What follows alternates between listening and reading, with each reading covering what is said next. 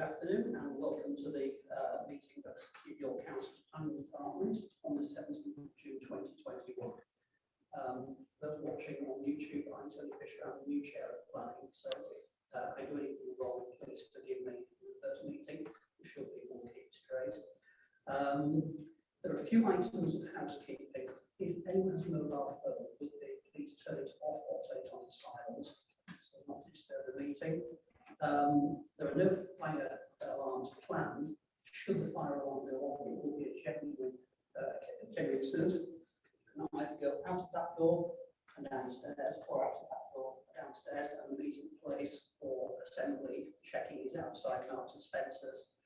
As far as I don't know how long the meeting will take, we may have a short break in between the two agenda items if the person goes on for some time. But if anyone does require a comfort break, please let me know, and I'll be happy to adjourn the meeting to let you have them. Okay, now we have apologies for absence. We have Councillor Lomas, who has been substituted by Councillor Crawshaw. We have Councillor Eyre, who has been substituted by Councillor Widdowson. We have Councillor Doty, who has been substituted by Councillor Rowley. And we have Councillor Gorn, who has no substitute. I hope you've all read the guidelines for attending the meetings. I would ask you to wear a face covering except when you're speaking. Obviously, I know some people have medical exemptions, that's fine. If you are distressed by wearing a mask, please just speak to me and we'll see. Obviously, we don't want anyone to get into that position. Okay, I think that's all the housekeeping. So we move on to item 1. Declarations of interest. Are there any members who are declaration of interest? Councillor Rowley. Thank you, Chair. Just a non-prejudicial interest in item 4B. The speaker, Mr. Killian Gallagher, is somebody who I have previously had a working relationship with. He acted on behalf of my firm 8 years ago, and we've had no recent communication. So it's non-prejudicial, but I think it's fair just to mention it. Thank you for that. Sorry, I can't see who that is down there. Councillor Douglas. Councillor Douglas. Oh, sorry. Are we? Oh, you go. I can't see Councillor Belly because she's reflecting, but Councillor Melly, I'll take you first. All right, thanks, Chair.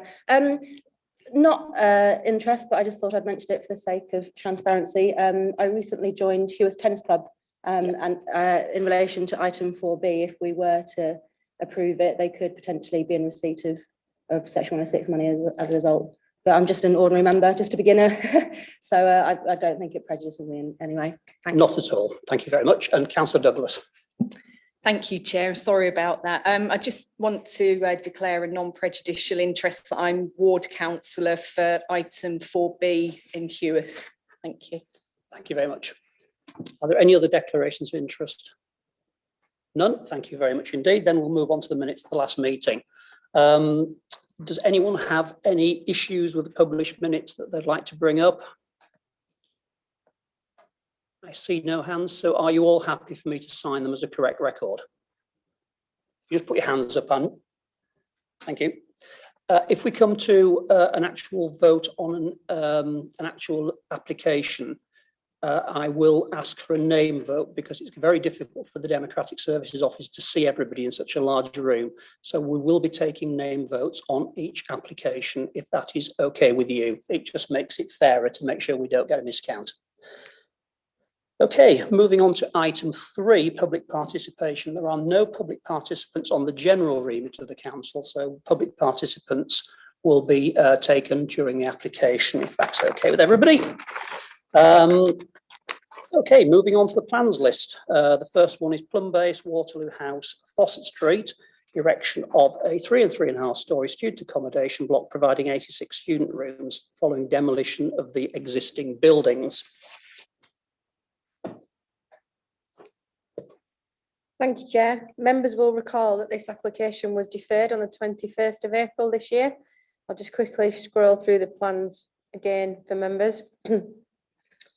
Sorry, just to recap, it's the erection of a 3 and 3.5 storey student accommodation block providing 86 student rooms following the demolition of the existing buildings. You can see the site here. Sorry, excuse me.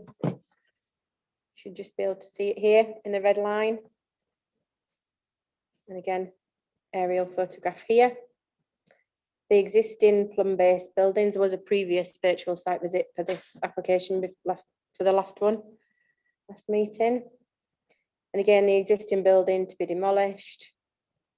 The existing building on Fawcett Street, you can just see it here.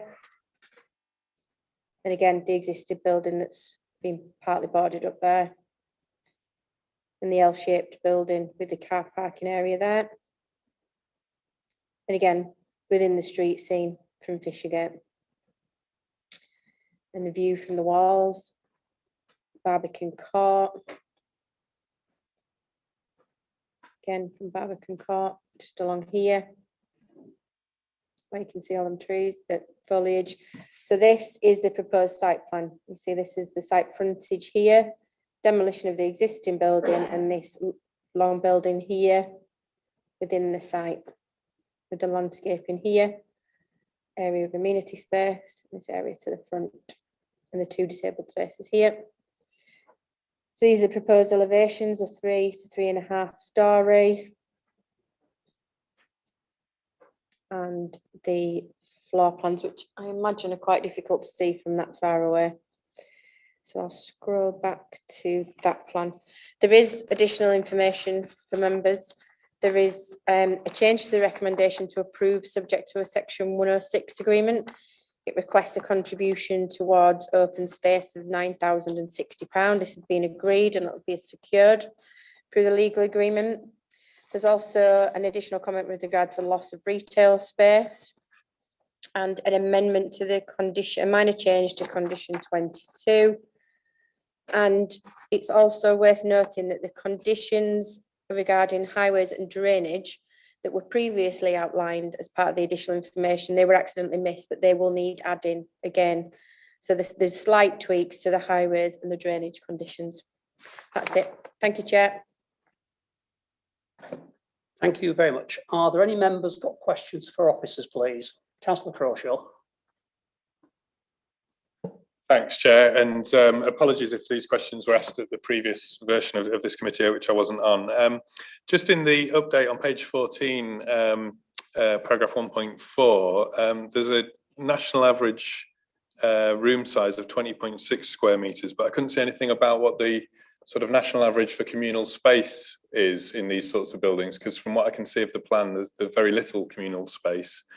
And then the sort of second question, just on paragraph 1.5, the last sentence says it's understood that these facilities have been close to 100% occupancy each year since opening, and I'm not clear that that's relevant to planning, because I'm sure that there are slums around the world that have been 100% occupied, but it doesn't mean we should be approving them. So I'd just be interested to know what the national average communal spaces are for this, if we're looking at national average room sizes. Thank you. Well, no, we don't have that information, and there wasn't much information we could really find nationally about the types of amenity space on these types of buildings, because we don't really have standards in the same way that we've got standards for residential. As I put in the report there, the closest information I could find was what they used in Leeds in terms of what they use in their draft supplementary planning guidance, which this scheme would be in compliance with. But I just also flag up and know that we've got, in addition to the space inside, there's the outside amenity space that we've decided to keep as amenity space rather than develop that part of the site. And additionally, we have got the contribution towards the off-site amenity space. But to go back and answer your question, I don't have a national average for amenity space. I presume it would vary from scheme to scheme, depending on the location.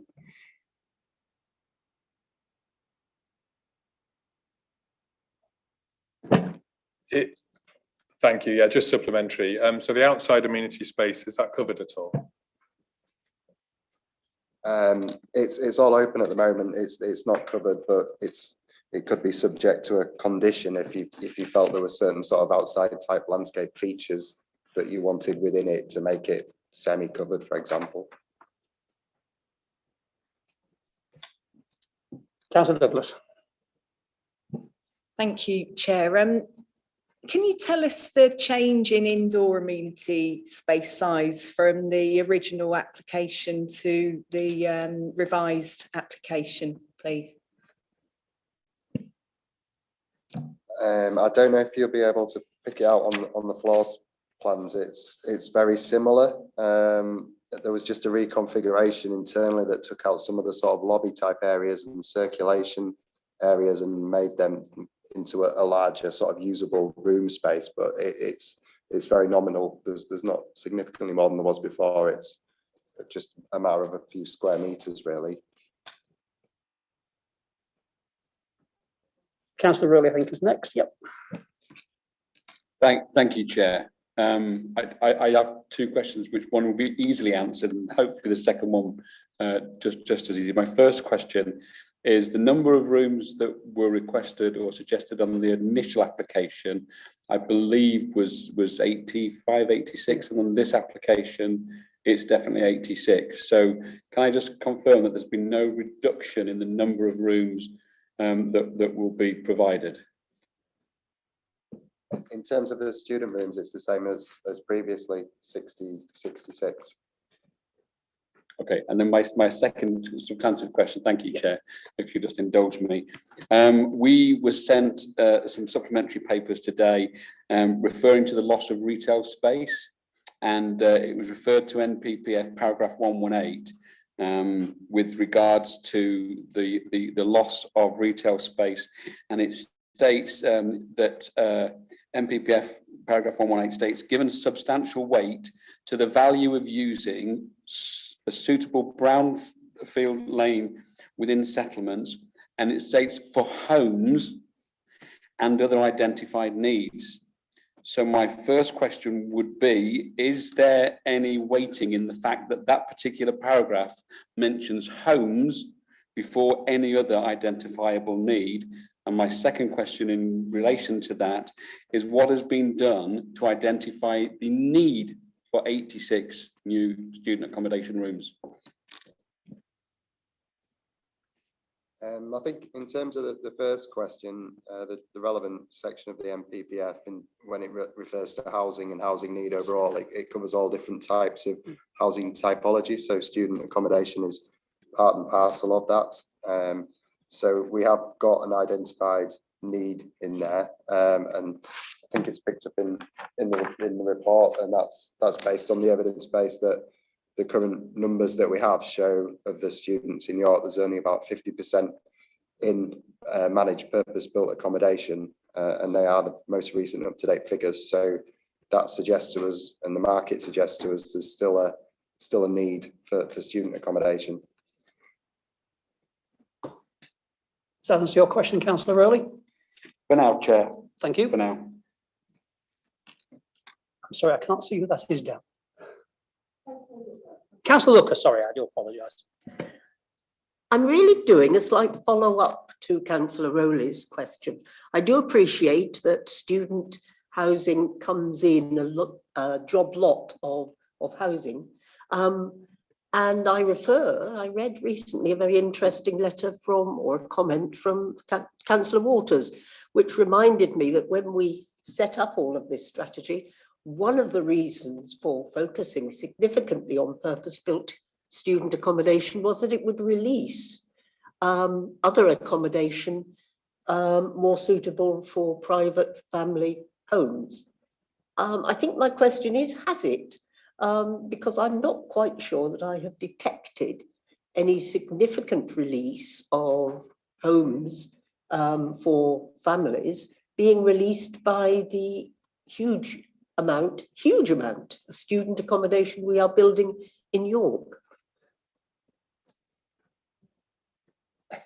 Well, I was just, we've got significant housing need as well. We know that we need over 1,000 homes per year in addition to student accommodation, and it's all that needs to be provided. I don't know if you wanted to anymore. Could I just clarify something? Is there any specification for the level of student accommodation in the local draft local plan? Not as far as I was aware of. Thank you. Not policies in the draft local plan, no. I mean, within the evidence base, there might be information about projected figures, but no, they've not come to any policies as such. Thank you. Any other members got questions? Councillor Barker. Thank you, Chair. My question is relating to page 14, paragraph C, and understanding better the arrangements for the arrival and departure of students. What I really would like to know, please, is how can we ensure that with this management and departure system will be in place and we don't actually cause chaos on the roads? Well, we propose to deal with it in a condition in a similar way that we tend to deal with conditions, in that we'd ask the developer to put that information to us, and we'd approve it if we thought it was acceptable or not. But obviously the onus is on the developer to ensure that that's managed appropriately at the relevant time. Councillor Waters was next, then Councillor Melly. Thank you, Chair. Just for clarification, because there was an email circulated yesterday from the Executive Member for Transport when he detailed he wouldn't be here today, and it went along the lines of that we ought to be considering some form of either Section 106 or some giving delegated authority to highways officers to investigate widening the footpath outside this application site. I'd just like clarification that that's not on the table today in any way, shape or form.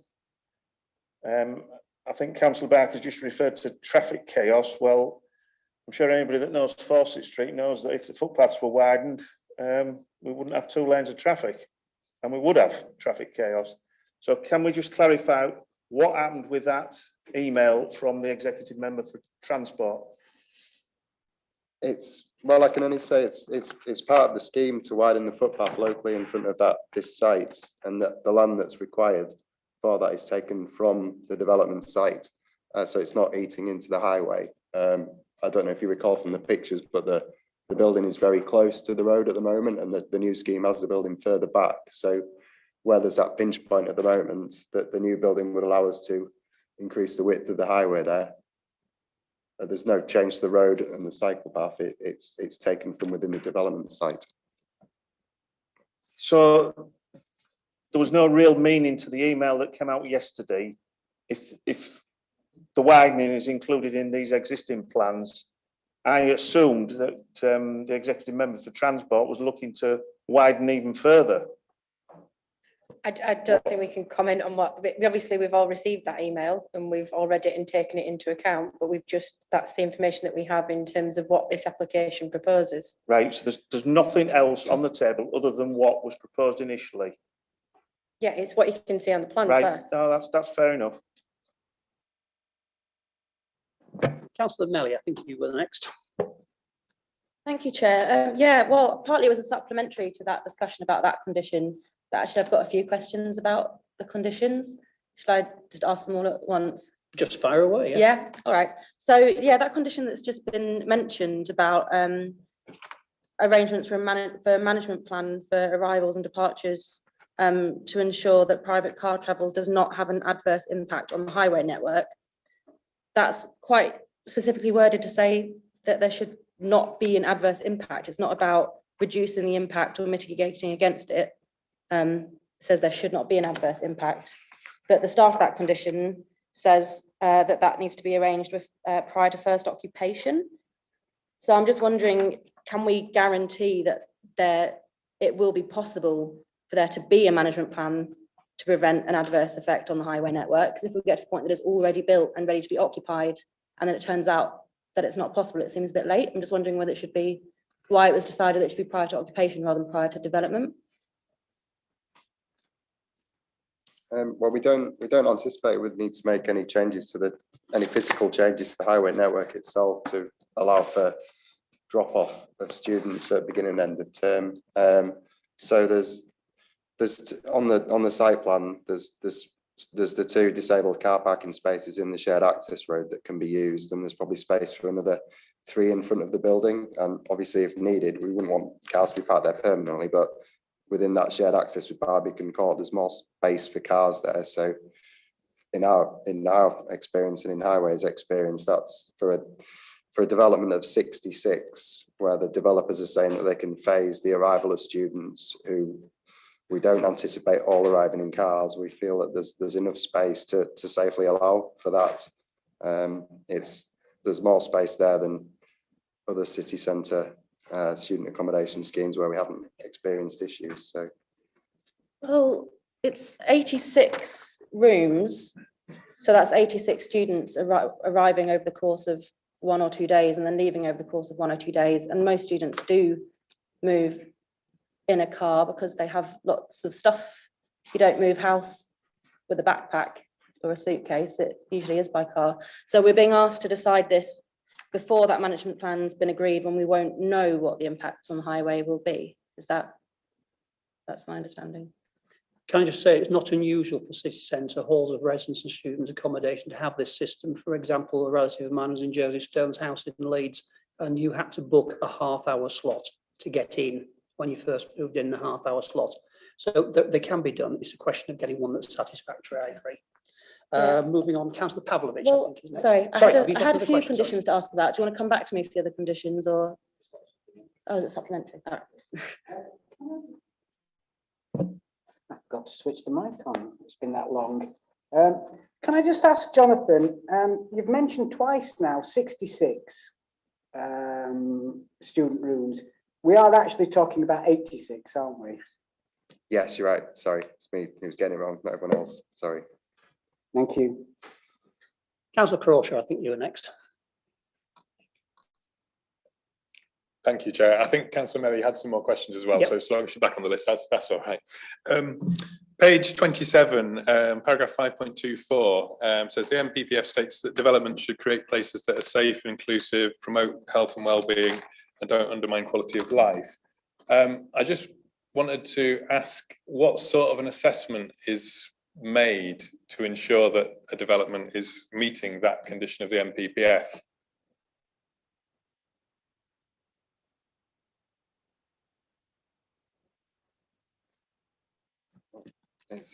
It's quite wide ranging. It's quite a broad question, isn't it?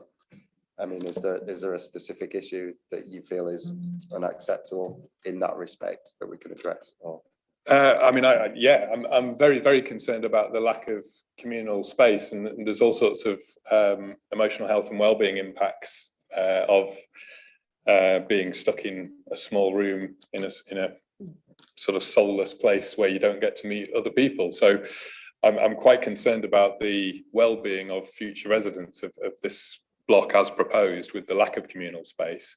And I'm just wondering what we as a planning authority do if we're looking at a set of plans which say here's 86 rooms and seating area for, from what I can see, 8 people on sofas, and I think a further 12 people sat at desks, and that's it for the communal space. So potentially from 86 people, there's space for up to about 20 to be in one place together at the same time.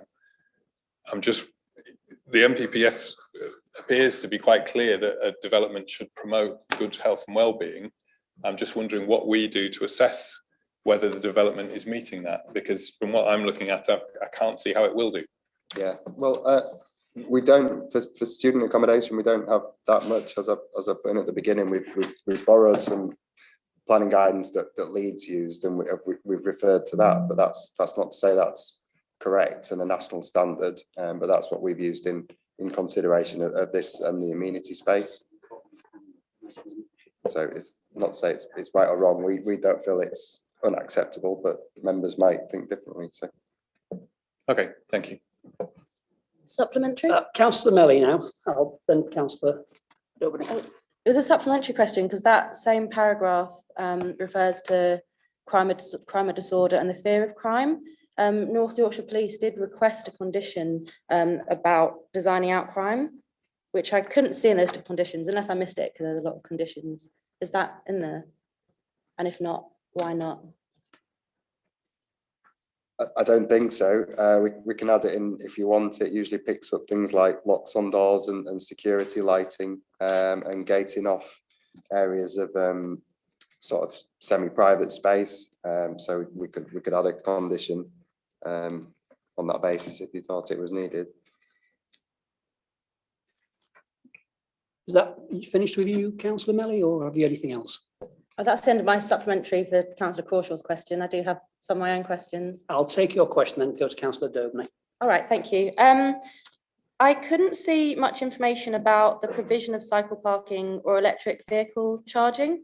There is a condition saying that there must be cycle parking provision, but it doesn't say how much. So on the site plan there, on the south side of the site, the sort of darkish green area, that's a purpose-built cycle store, and it's got bins in there as well.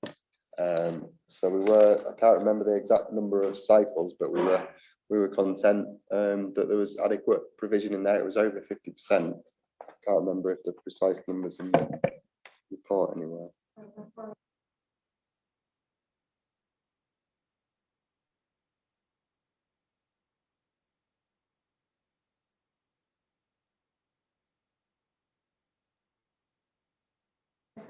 Yeah, 5.35 on page 29. It says covered and secure cycle provision of providing 48 covered and secure spaces and 6 visitor spaces outside. Thanks, Sandra. Thanks for finding that for me. Thank you. And my other question was, oh yeah, it was about condition 17. I think it is about opaque glazing. I was just wondering if that's correct. Is that the right term, opaque glazing? Is that the wrong choice of words in the condition, or is it actually necessary for the glazing to be opaque? We would usually ask for it to be obscure or opaque. Yeah. So it's supposed to say obscure rather than opaque. Well, it's mainly so the glass has a dark finish, so people can't see into the building. So then you don't have that perception of being overlooking. So something like frosted glazing, so people can't see out or in, but that allows natural light in would be okay. It doesn't need to be opaque. Yeah, it could be. Yeah. All right. Okay. Thank you, Councillor Dobney. Councillor Dobney. Sorry, Chair, Councillor Dobney doesn't Sorry, have apologies. a question. Sorry. Councillor, counter-fensive now. Sorry, I couldn't. The blasted masks, I just can't see people's face clearly. And at this distance, it's tricky. Just wanted to explore it a bit further. On page 14, paragraph 1.5, there's a comparison drawn between this scheme and existing schemes at Lawrence Street, well, 2 schemes on Lawrence Street, in terms of comparability. I just wanted to check with Jonathan in terms of using those as comparators. Are they comparators in terms of sizes of the rooms and or the availability or lack of availability of communal space? I was just wanting to be clear what comparison was being drawn there between this proposed scheme and those two existing schemes. Thanks. And the main reason we referred to the other ones was because of the type of student accommodation offered, in that they were the self-contained type rooms and the sizes were similar. I only know in detail the scheme at St Lawrence at the Working Men's Club, where that building was converted. And from memory, I don't think there was very little, if any, shared indoor amenity space there, although there was outside amenity space. But it was a smaller scheme than this one. So.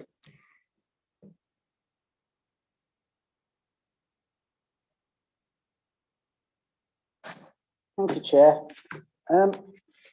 In respect of the construction times and loading and unloading, on previous applications that we've had, particularly where they're in direct vicinity of a school, we've tried to avoid loading and unloading at times when children, and particularly at Fishergate Primary, very small children, are likely to be in the area.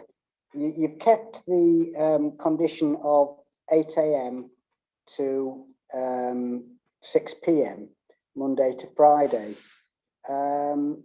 Is there scope for any variation in that to take it outside of school hours? I think it's maybe a question to ask the applicants to see if they're content that it's practical in terms of their construction. Well, all right, let programme. me put it another way. If we were to ask for that condition to be amended, would there be, in your opinion, a problem? Given that, I mean, it's literally next door to a school. Well, in my personal opinion, I think, as I said at the last meeting, that it's a very busy road with all sorts of different traffic that's not restricted in any way. So I personally don't necessarily feel it's reasonable. But if members feel it is necessary on safety grounds, and as you say, we've done it elsewhere. So it's not to say you can't have it on there if you feel it's the right thing to do. Thank you.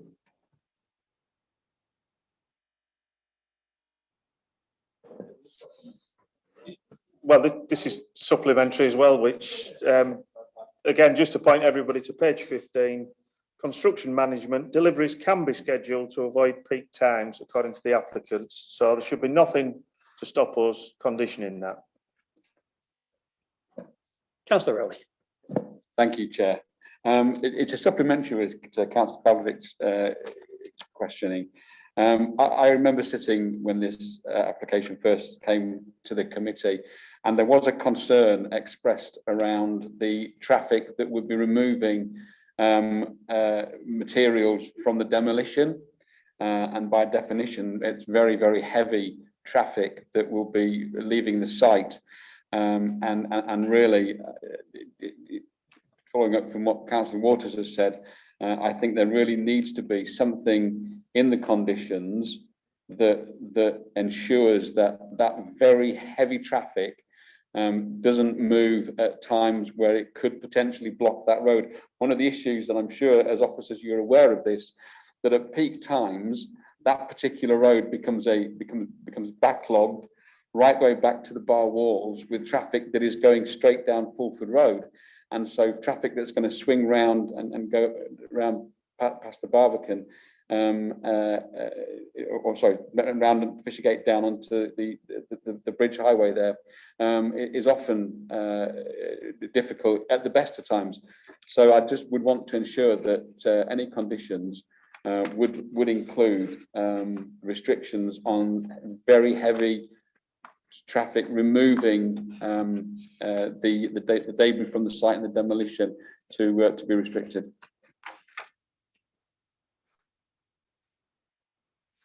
Do you need to come back on that, or are you? No, I think it's perfectly reasonable. It's fine. Are there any other questions from members? Nope. If then, I think we can move on to public participation. If I could ask, I think it's Gary Swarbrick, who is the agent for the applicant, who is speaking in support. You have 3 minutes to put your case, and then if you could just stay there so that members can ask you questions if they wish to do so. Thank you. Thanks, Chair. Can everyone hear me okay? So I'll look to concentrate primarily on the previous reasons for deferral, although it remains our view that none of these issues provide reasonable or justifiable grounds for refusing the application. The proposals involve the provision of high quality, managed purpose-built student accommodation to meet the continued demand for such accommodation amongst the student population. And we know a recent study has found that 42% of students were dissatisfied with their experience of private renting in York. To this end, the purpose-built market remains strong and there's clear demand among students for such accommodation. CBRE report that based on 17,000 students in York, only 57% currently live in purpose-built student accommodation. This is clearly contrary to the perception that there's too much purpose-built accommodation within the city. This has informed our clients' decision to progress such a scheme on the site, coupled with the clear success and high occupancy levels of similar schemes completed in the city in recent years. The accommodation has been developed in response to changes in student expectations and aspirations, with greater demand for privacy and personal space, and a reduction in the use of communal bathrooms and kitchen facilities. The studios will be strictly single occupancy and range from 21 square metres to 28 square metres in size. And whilst members have previously raised concerns in this regard, it should be acknowledged that studio sites are comparable in excess of other schemes approved in the city and also national averages. However, it should also be recognised there's no adopted policy framework setting minimum room sizes for such forms of accommodation in any event. The proposed internal communal spaces have also been amended following previous committee to provide a more open plan layout, which provide larger and more usable space for residents. And the levels of communal space are again comparable with similar forms of development in the city and nationwide. The proposals therefore deliver a high quality form of accommodation that responds directly to demand and changing aspirations and expectations amongst modern day students. In terms of moving in and moving out arrangements, a robust management plan will be put in place, fully managed by the building management staff, who will advise and work with the local community during the peak periods, such as beginning and end of term, to minimise any impacts. A construction method statement will also be put in place, and I can confirm that deliveries will be programmed to avoid peak hours and school times. And the proposed construction method of prefabricated elements will also reduce the number of deliveries in any event. We therefore remain firmly of the opinion that the previous reasons for deferral do not form a reasonable basis for withholding planning permission and continue to support the officer's recommendation. The proposals represent multi-million-pound investment in the local area and will provide high-quality managed student accommodation delivered through the redevelopment of previous developed land in a highly accessible location close to the city centre. The proposals also represent a high-quality form of design that would enhance this part of the conservation area in line with established policy objectives, and there are no other considerations that would warrant the refusal of planning permission in this instance. The application proposals therefore represent an entirely acceptable form of development in this location, and we hope the members are now in a position to support the recommendation and grant planning permission for the scheme. Thank you. Thank you very much. Now, Gary has some colleagues who are here to answer questions if members have them. We have Tarif Javid, who is the development manager, Andy Green, the managing director of the company, and Ian Kilvington, who is the architect. So there are your chance to ask the questions. Have members got questions? I'll take Councillor Pavlovich first, and then Councillor Crawshaw.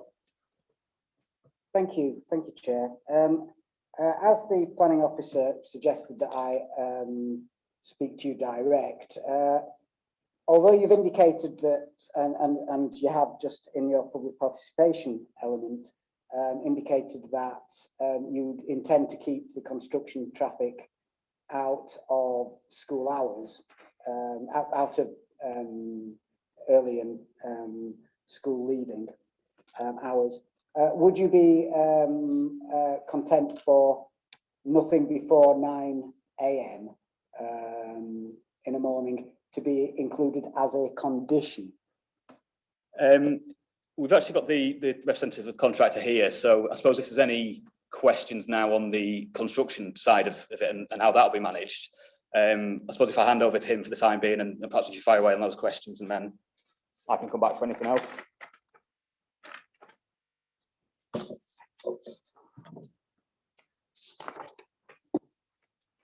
Hi there, I'm Andy Green. I'm managing director of the construction arm of the business, which will be delivering the scheme should we be successful with planning.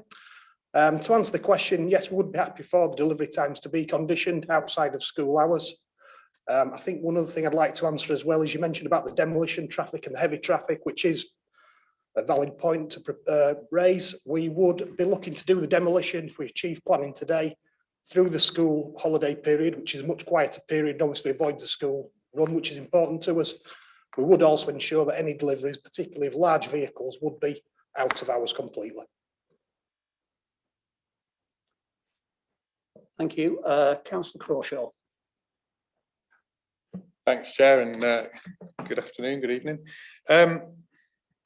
You mentioned, or your agent mentioned, the sort of desire for students to have more private space, and I completely understand, you know, the wish to have private bathroom and potentially even private kitchen area.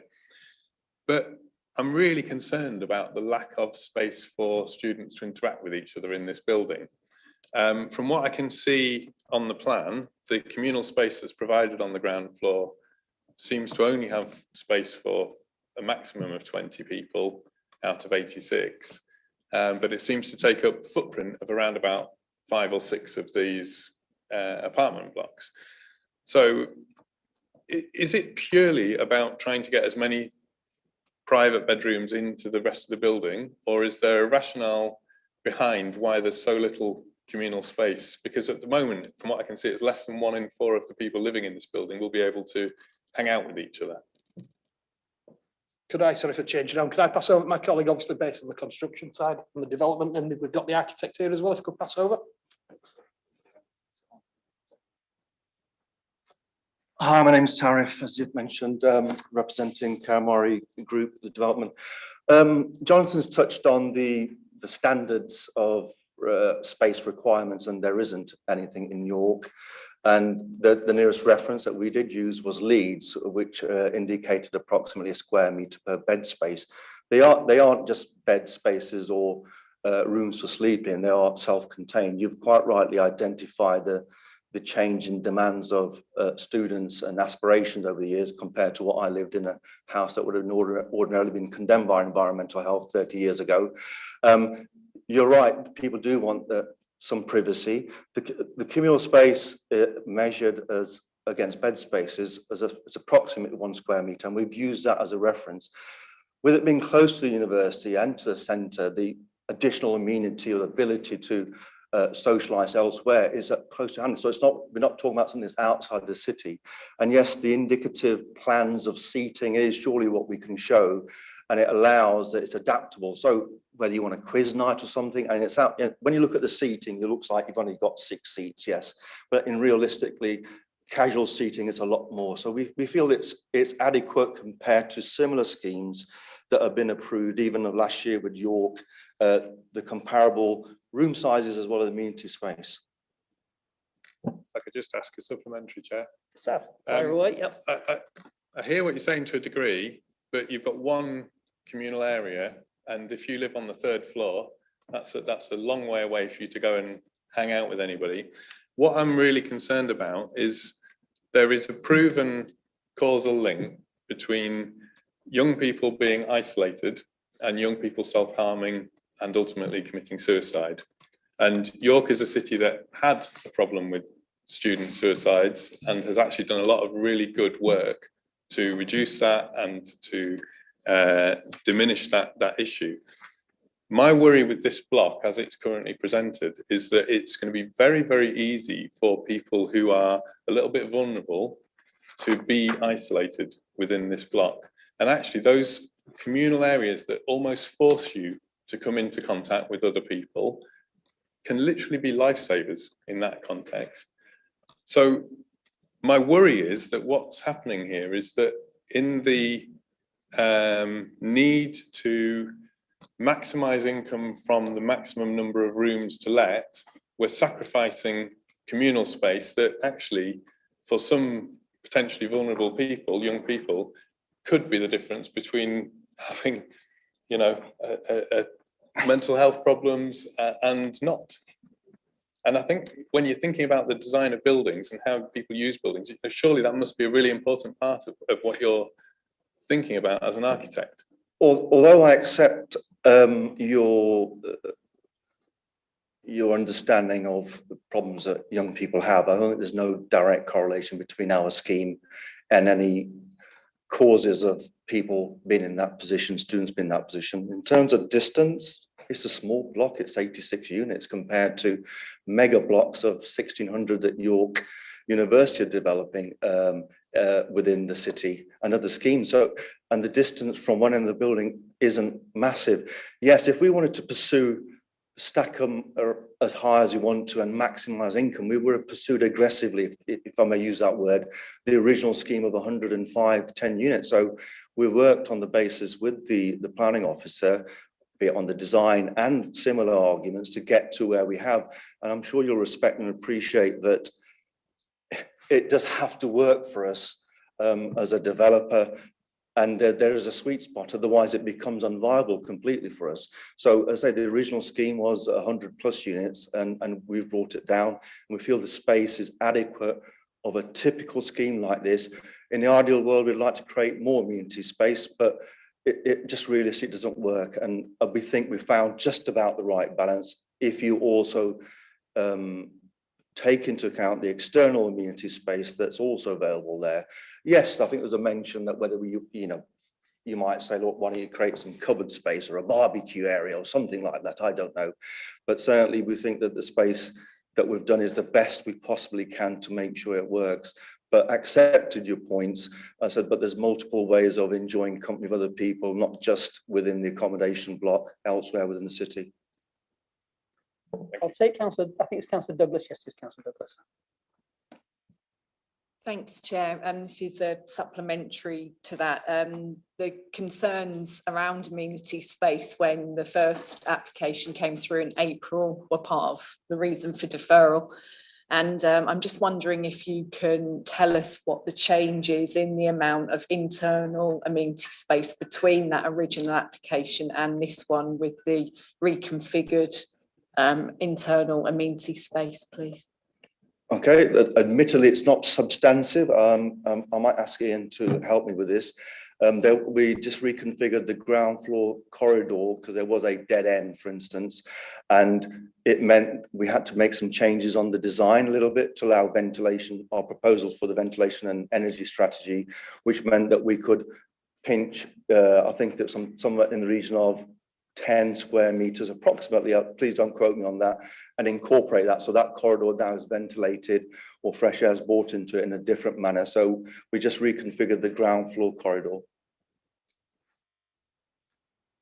Thank you, Councillor Rowley. Thank you, Chair. So again, it's a supplementary to Councillor Pavlovic's question and also a question raised by Councillor Douglas there. I sat on the committee that deferred this, and the lack of communal space was a serious issue for us as a committee in our decision to defer. Can I ask what negotiations have taken place with our planning officers and our planning department to try and reduce the number or increase the amenity space? You mentioned there something that's quite interesting. You talked about a sweet spot, and for you that seems to be 80 plus is the sweet spot, and that actually if it were less than that, potentially it wouldn't be as sweet for you as a developer. But my concern is that, you know, we deferred this, we gave you the opportunity to relook at it and answer some of our concerns. You've given us an answer quite straightforwardly. I just want to know what negotiations took place with our planning department in terms of you coming up with your revised plan. I'll reiterate, I mean, you might pick on the word sweet spot. It's viability I'm talking about specifically, that it's got to be viable for us to be able to deliver this scheme. Sweet spot is probably the wrong choice of word because that sort of seems very a developer-led sort of a comment. So it's still got to be viable for us to be able to deliver the scheme. We did consider the options about the additional space, and hence, as I've mentioned in the previous comment, redesign the ground floor corridor to allow that to be incorporated within that space. And we went back to the officer, and the suggestion was that was an improvement on that space. I mean, look, we can consider alternatives if that's a major factor, and even to the point that maybe potentially would consider losing a unit on the ground floor if that meant, so that's an additional 25 to 30 square meters to create additional amenity space if we had to. If you were willing, forgive me, if that satisfied your needs or your concerns and allow for us to progress to approval. So, sorry, Chair, if you might just indulge me. So I just want to narrow this down. Forget the word sweet spot. You've talked about viability. You seem to indicate that 86 rooms was the viability level. Am I right in thinking you're now saying to us that you would give up some of those rooms? So what is that viability number? That, I mean, a push, I'm saying that we could consider if that satisfied the members' concerns as you've raised. We have the potential, as painful as it might be, if that makes sense. I say we have to make the scheme work for us, as you well know. I'm sure you appreciate and understand you're in the construction sector yourself. And when we considered this with, as I say, when we went back following the deferral and the changes we made, and we reconsidered it thinking, well, hold on, is this still an area of concern? And the other members concerned raised the same thing, and I've offered a response. And I think we would consider losing, I'll use that word, I know it sounds very a sort of negative comment, we would consider allowing and trying to reconfigure additional space, or say one unit, which will give us about 30 square meters additionally to amenity space. Thank you. I find it interesting that somebody described what you do for a living as construction, but there we are. Yes, I am indeed a funeral director and not a constructor. I do beg your pardon, and I must have misheard during the last meeting virtually. I was the wrong person, forgive me.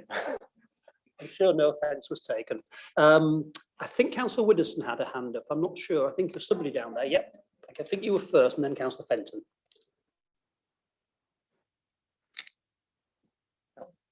Sorry, Councillor Fenton, I knew you were before me.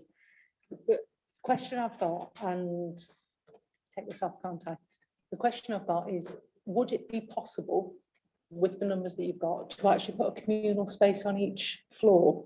The reason for asking that question is most of the times, these are bed sits that we're putting students into.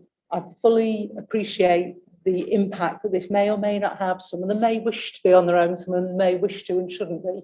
Some of them may not wish to be. Most students, most of the time, are highly sociable. Yes, they've got the university. Yes, they're close to town.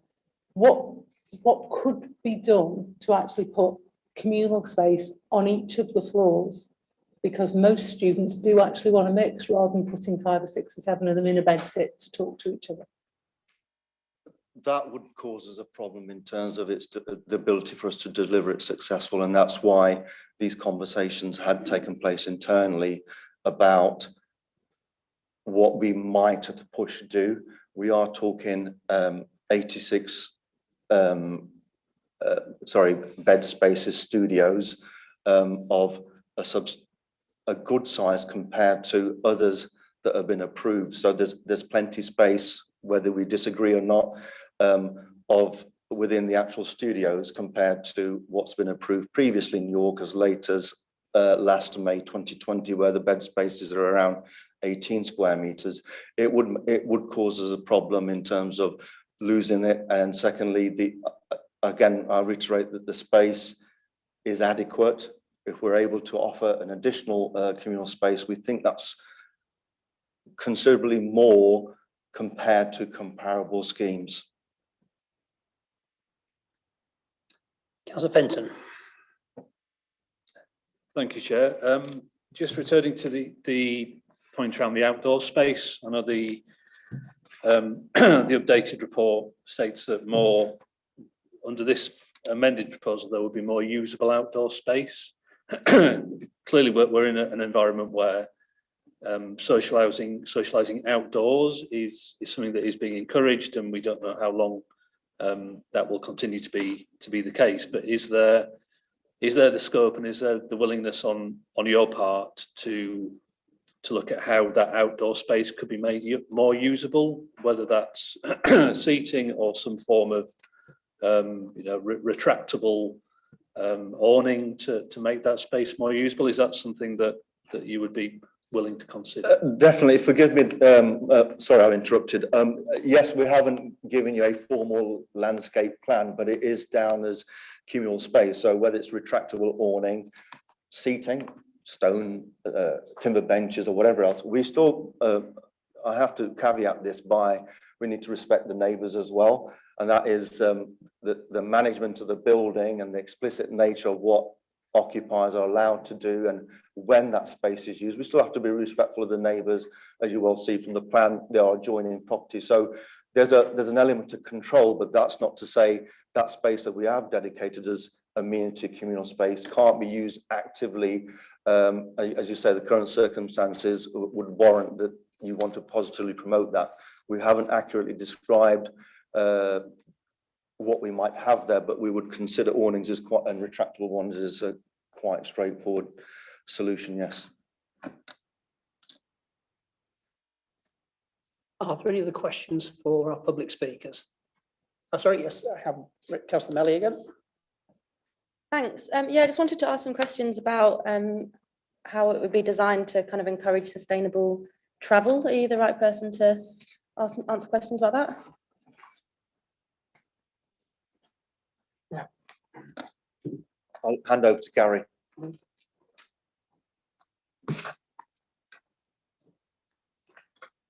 Sorry, it's a bit like musical chairs at the minute. Sorry, yes, so measures to encourage sustainable travel was the main thing. How many car parking spaces are in the plans? There's 2 disabled spaces. If you can see, I don't know if you quite make out on the plan. Got my glasses. Just that northern edge of the building, it's within the shared access with Barbering Court, but land within the applicant's ownership. There's going to be 2 disabled bays there, and then no other car parking apart from that, which in itself will obviously discourage car use by the student residents. And I think obviously, you know, the key driver towards sustainable travel is where the site's located. It's slap bang in the city centre. It's within walking distance of the university, so it's a location where you're not going to need a car. Obviously, there's secure cycle parking provision on site as well within the buildings to the southern edge. So I think in terms of sustainability boxes that it ticks, I mean, I think from a sustainable travel point of view, it ticks all those boxes, as well as securing the redevelopment of previously developed lands in an accessible location. In our report, it says that the Highways Department requested 5 disabled spaces.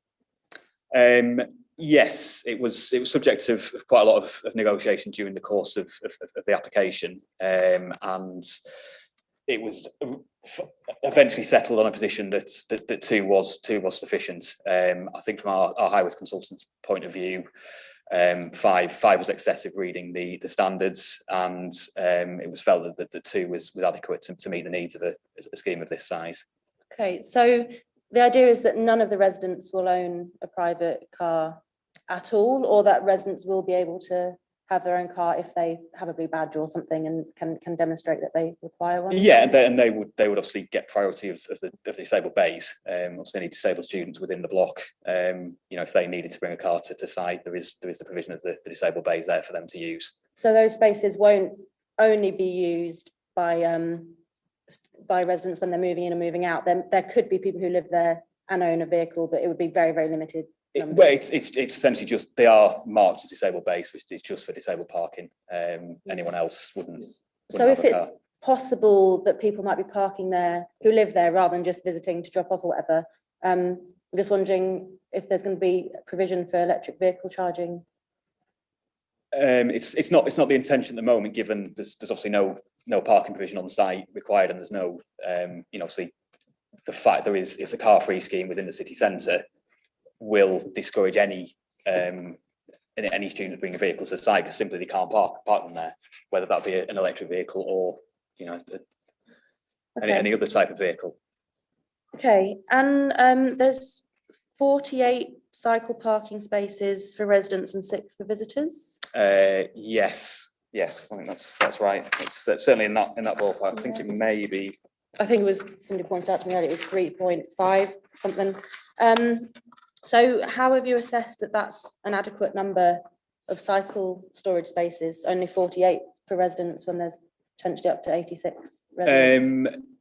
It was contained within the transport statement, so the highways consultant has looked at that, and obviously the level of provision on similar schemes elsewhere, and the take up, and it was felt that 50 spaces would be sufficient, and actually it was felt that perhaps providing any more than that obviously is going to then eat into the outdoor amenity space. And I think looking at typically and proportions of usage in other schemes, you wouldn't expect every resident in the scheme to have a bike and bring a bike to site. So I think we're around 1 space per 2 bed spaces, which was felt to be more than adequate for a scheme of this size. And actually, if you're providing more than that, it ends up being an inefficient use of space, and it starts eating into the amenity space as well. And I think the level of parking provides, to our minds, sufficient provision for the students occupying that site, and also enables, you know, that additional amenity outdoor space to be provided as well.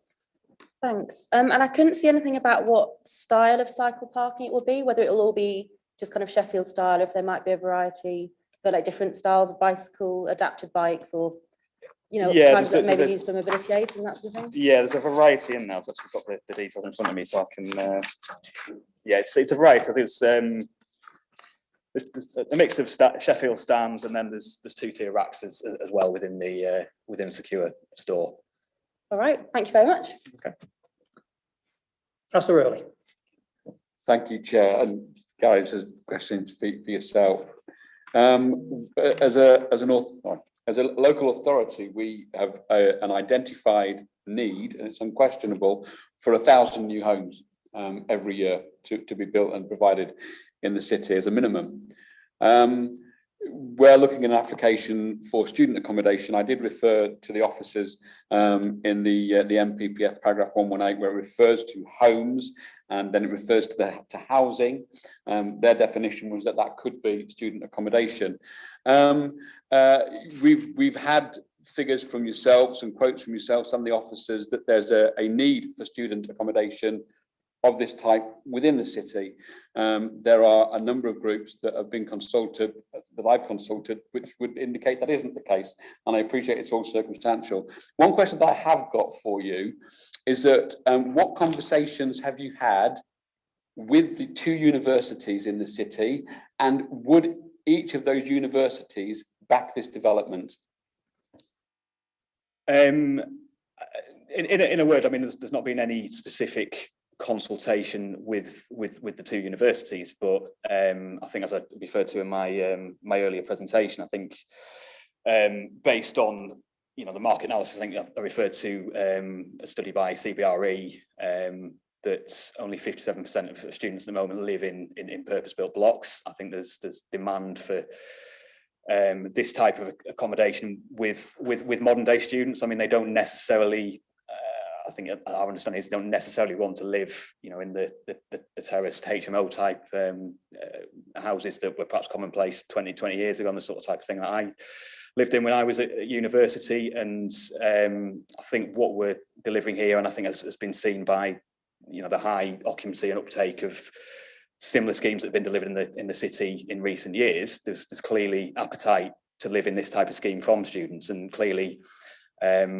if it wasn't felt there was a demand there and a need there, then my client wouldn't have put the level of investment they've already put into progressing the application and undertaking their market analysis and need requirements, and then following through, hopefully getting planning permission today, the multi-million-pound investment in actually delivering the scheme. Now, clearly they wouldn't do that if they didn't feel there was a demand and a need there. This is a supplementary to that. And really, just to quote your own comments there, 54% of students live in this type of accommodation. I have spoken to HMO providers. I can tell you factually that HMO providers, their occupancy is currently at 95%. And that would actually answer Councillor Lucker's comment about the fact that we haven't seen a release of HMOs into the community, because the students, particularly in their second year, prefer to live in HMOs in the community rather than this type of student accommodation. So that was just a comment that I'm going to back. Yeah, I mean, I think that's perhaps, I mean, I suppose it's to some degree anecdotal, I suppose. That, I mean, I imagine you'd accept that. I think from our view, this type of accommodation gets it's lived in by a range of students across all years. It's not just freshers; it will be second years, postgraduates, etc. And that's who it will be targeted at. And clearly, there is a need for a mix of accommodation. You can't just say, well, we've got HMOs and that's what we'll stick with. I think, and particularly given the change in aspirations and expectations we're seeing in students, and that's you're seeing that nationwide, and this type of scheme becoming more commonplace, where you're living in a big block with the communal space and everything else, and here close to the city centre and all the services and facilities in there.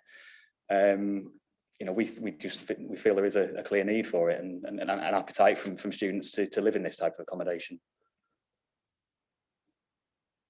Thank you. I have a question. On page 35, the air quality screening assessment, it says, should the scheme include a gas-fired boiler, what sort of heating system do you propose to actually install in it? Sorry, I'll pass you back over to Andy again. Again, the scheme's not been designed to that level as yet. However, there's some quite clear stipulations within the requirements. Obviously, it would be built fully in accordance with building control requirements and any other requirements that are in there. The intention at this stage is it wouldn't be gas-fired boilers. We would be looking at a mix of sustainable PV, possibly air source heat pumps. But as I say, it has got to be fully designed yet and understand the space requirements. But the intention is it would not be gas. Thank you, because as you know, this city has declared a climate emergency and is trying to reduce its carbon footprint. So I am anxious that a gas-fired boiler should not appear there if it is at all possible to heat the house some other way or building some other way. We are aware there's some quite significant targets to better the energy efficiency credentials of this building, so we're aware we need to design to those. Thank you. Councillor Melly? Things like air source heat pumps require space and often planning permission. So does that mean we may potentially be coming forward again with a new planning application that takes away some of the amenity space that we're considering in this application?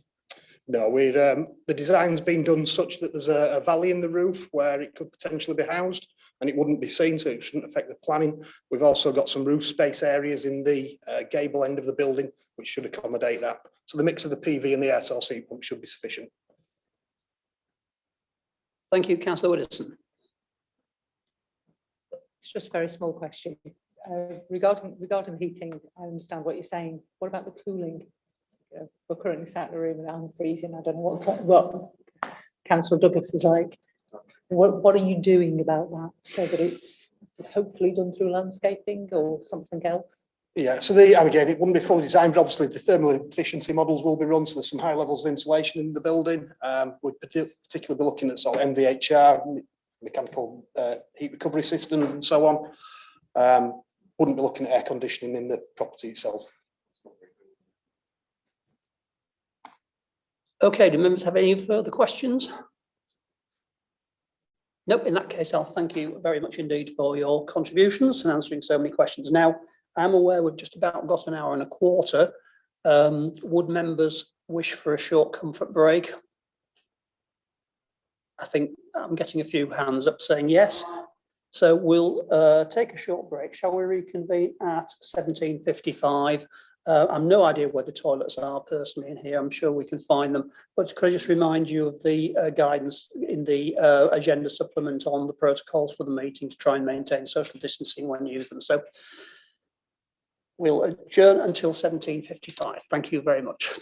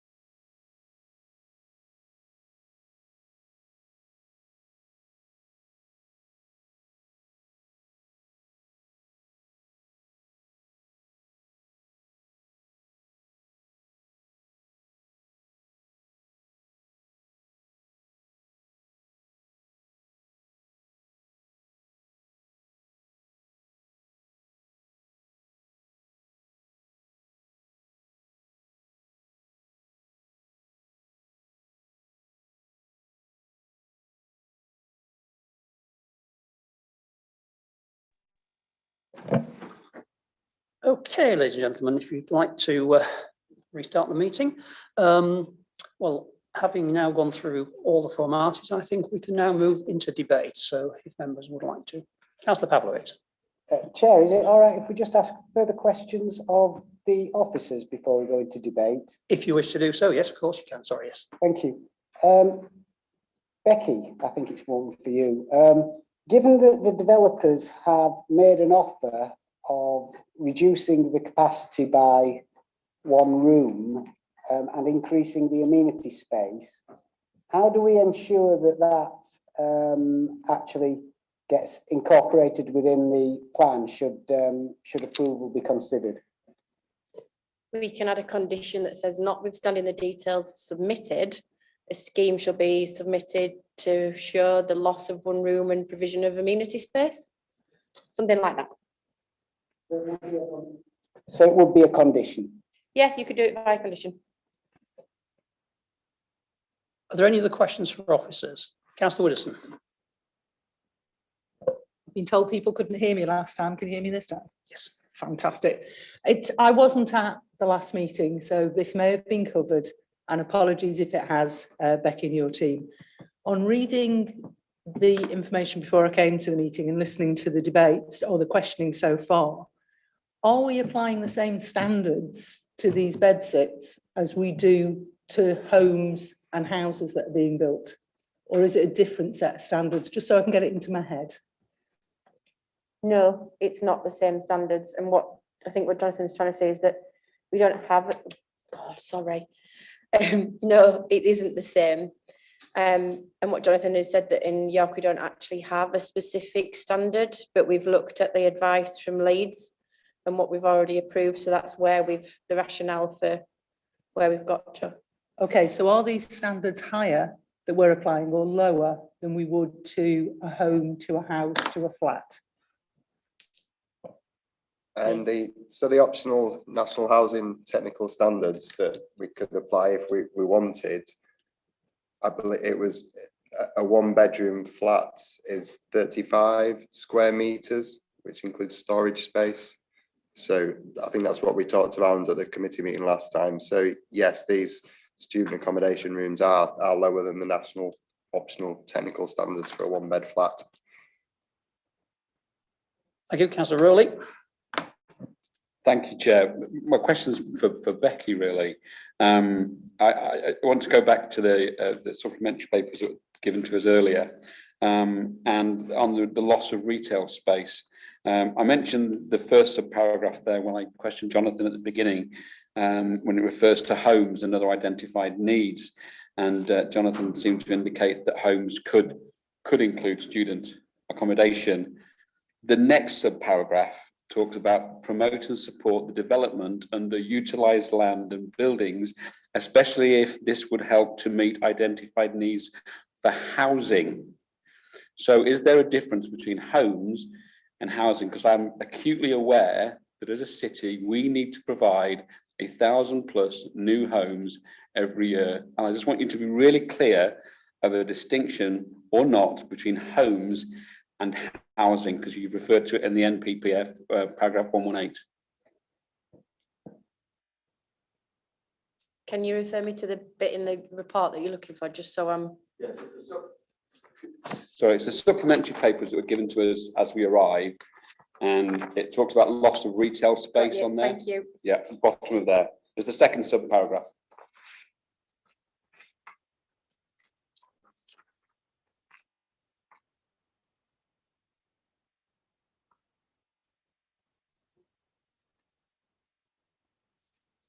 So you're asking whether or not homes and housing are the same thing?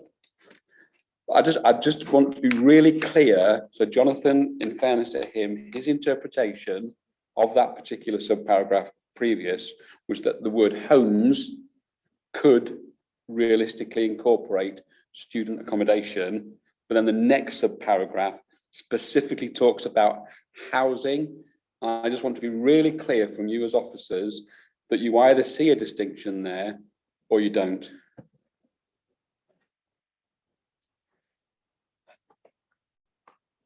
Sorry, yes, I was trying to find it on my phone, but Alison's got A4 size paper. So it clarifies in the MPPF what homes includes. And what was in paragraph 63? Yeah, student accommodation comes under the category of housing. So the 1,000+ homes that we need to provide annually that you refer to, that student accommodation is part of that 1,000. So it is part of the overall need. It's not, we don't need to provide 1,000+ homes plus student accommodation. Student accommodation is part of that annual requirement. Right, okay, I mean, because that is relatively... That's how the MPPF says it, yeah. Right, okay.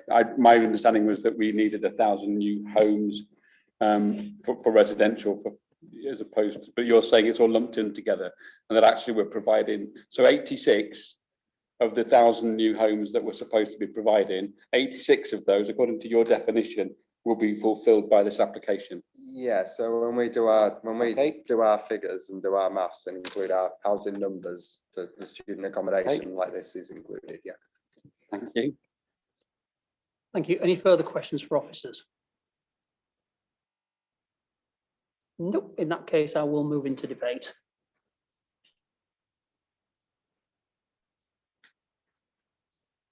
Councillor Fenton.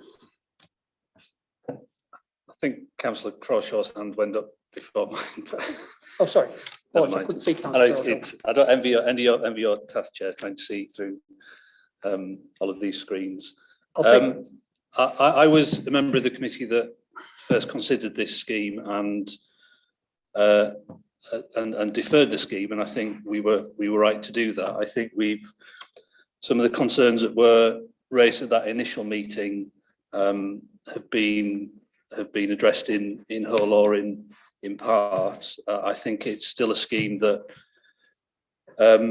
is not one that that I would design, but then I'm not an architect, and we've heard from the applicants the basis on which they've decided that this is an appropriate scheme and this is a viable scheme, and I welcome the commitment to release further space for the residents to be able to gather indoors, and also welcome the comments made around the potential for the outdoor space to be utilised for residents to gather. So on the basis of what we've heard and the changes that have been made or have been promised, including the commitments around the times of deliveries to avoid times when there's children going to and from school. I think on balance, I'd be prepared to support the officer recommendation, and therefore would move approval. Okay, I'll take Councillor Crawshaw next because clearly there was some, I couldn't see your hand, but I'll take you next. Thank you, Chair. I won't be supporting approval. I think that the MPPF, I flagged it earlier on paragraph 5.24, states that development should create places that are safe, inclusive, which promote health and well-being. Rates of self-harm are rising amongst young people, and I don't think it's hyperbolic to talk about that, as are rates of suicide. And one of the key things that is an indicator of people who will be vulnerable to self-harm and to suicide is their social connectedness. And that means that if you are in a group and you have connections with other individuals, you are safer, you are less likely to find yourself in a situation where you're experiencing poor mental health and where you're in danger of either self-harming or something more serious. And I think if you look at this block and you imagine living in one of these rooms on the 3rd floor for 9-10 months of the year, it's very easy to see how you could become very, very isolated. And I think, to my mind, there isn't enough communal space at all in this block.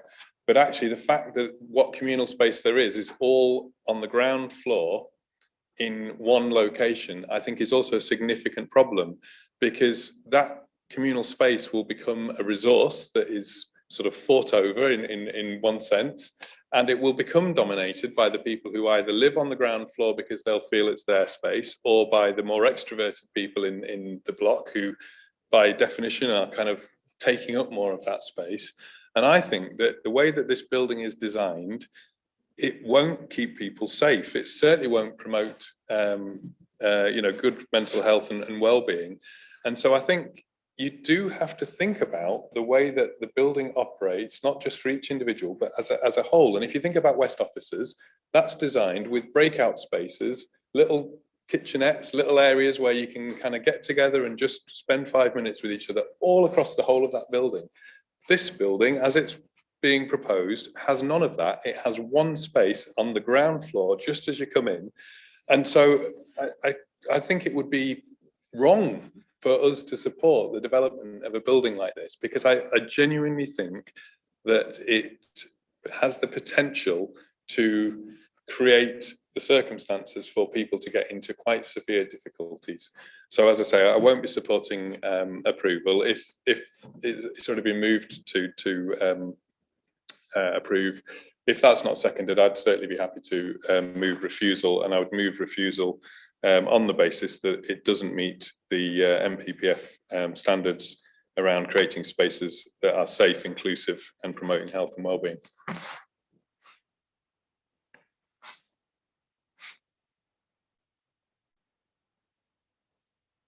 Councillor Melly. Thank you, Chair. I was waiting to put my hand up to second Councillor Crawshaw's motion. I was waiting to see if anyone was seconding the first proposal first, but there was a bit of silence there. And no one. Councillor Crawshaw may have put his hand up before Councillor Fenton, so I gave him a chance to put his Yeah, first before. so I'll go ahead and do that then. Second, Councillor Crawshaw's motion. It's true that lots of students do choose to live in these kinds of specifically designed student blocks instead of living elsewhere within the community in York, and that's usually because they want to live in that sort of student lifestyle where you're in a corridor of close friends who you spend a lot of time with. It's not only about going out onto campus or going out to town or whatever, it's about having that a corridor or a block or people that you spend all your time with. And I agree that the point was raised earlier, I think it was Councillor Widdowson, about the size standards. Not only are these size standards significantly lower than we would apply to anyone who lived without that shared amenity, we also don't have the shared amenity, which I think makes this a not acceptable development. Councillor Rowley. Thank you, Chair. I was, like Councillor Fenton, one of those that originally looked at this application, and it was deferred for what we believed were very good grounds. And I have to say that I haven't been convinced that those grounds for deferment have been met. The fact that we are still sat here with 86 rooms and potentially 85 because the developers would reluctantly allow us to have one of those rooms back, and I suspect it wouldn't be the biggest room in the development. I'm also, while it's not a planning reason to not support this, I'm also very sceptical of the need for accommodation of this type within the city. I asked the developers if they'd had conversations with or discussions with either of the universities, and the answer was that they hadn't. I have had conversations with universities, and whilst my comments are anecdotal, as well as any evidence provided by the developers, I can tell you that from my discussions with 4 of the student accommodation providers of this kind within the location of my workplace, anecdotally, the current occupancy is 61%. Now, you could turn around and say that's because of the pandemic or whatever it might be. So I would question whether there really is a need for this kind of accommodation. Had the applicant come back to us and said, yes, they have had a conversation with one of the universities or the other, and that it was backed, then I may be slightly more understanding. But the university themselves, and you can make these calls yourself if you wish to, but the universities wouldn't back this kind of development. They are struggling to have their own accommodation of this type filled to capacity. I would support the proposal by Councillor Crawshaw on the very good grounds that he and Councillor Mellier put forward. But I am disappointed, as somebody that sat on the original committee for this, I am disappointed at the presentation to us, and that the developers have done very little to address our concerns from the previous meeting. Thank you, Chair. Thank you. Are there any other members who would like to speak on this before we? Nope. Councillor Pavlovich. Thank you, Chair. I think that this planning committee is doing what a good planning committee should do, and that is to consider all of the issues, to raise their concerns, and as Councillor Rowley presented an option, to see the developers be prepared to make amendments to their scheme. And therefore, similar to Councillor Fenton, although this is not an ideal scheme, it's not necessarily a scheme I would have designed. And I do take the point that Councillor Crawshaw is making. I feel on planning balance that this is an application that should go through. We all have issues with it, but we can't determine what a developer will bring to the city. This, on planning grounds, I think would be difficult to successfully oppose, and therefore I won't be supporting the motion that's been proposed. Thank you. Are there any other members who would like to speak? Councillor Waters and then Councillor Daubney. Very briefly, Chair, because I don't want to prolong this any further than it needs to be, but I just have to respond to what Councillor Pavlovich has said there. There certainly is planning grounds because the applicant has got to demonstrate there's a proven need for student housing. As you've heard from Councillor Rowley and his discussions with the university, I would have thought at the very least officers and the applicant would have been able to provide us with either proof or counterpoints to those arguments. We've seen nothing. Thank you. Councillor Daubney. Thank you, Chair. Just from experience, thinking back to my own university days, my student block was not unlike the ones presented to us here. I would suggest that there is amenity space within each study bedroom, because that's exactly how we lived in our day. People gathered for coffee in one room or another, up and down the floor. So I think there's opportunity there, and I hope that Councillor Crawshaw's very hard concerns do not come to pass. I think I did like the idea that the developers are prepared to offer one room at least, in addition to that which they've identified as amenity space downstairs. And I think the more space that they have there, the better. Something like a pool table was always a good thing to have. And I'm happy to second approval. Well, at the moment we have refusal moved and seconded, so I have to take that first. So, but it will come back to you. Councillor Fenton had moved approval. He had, but because there was some uncertainty about who put the hand up first, I can't see Councillor Crawshaw's hand. I left it open to anyone to second either of the approval or refusal. I understand I'll be guided by you, Chair. Thank you very much.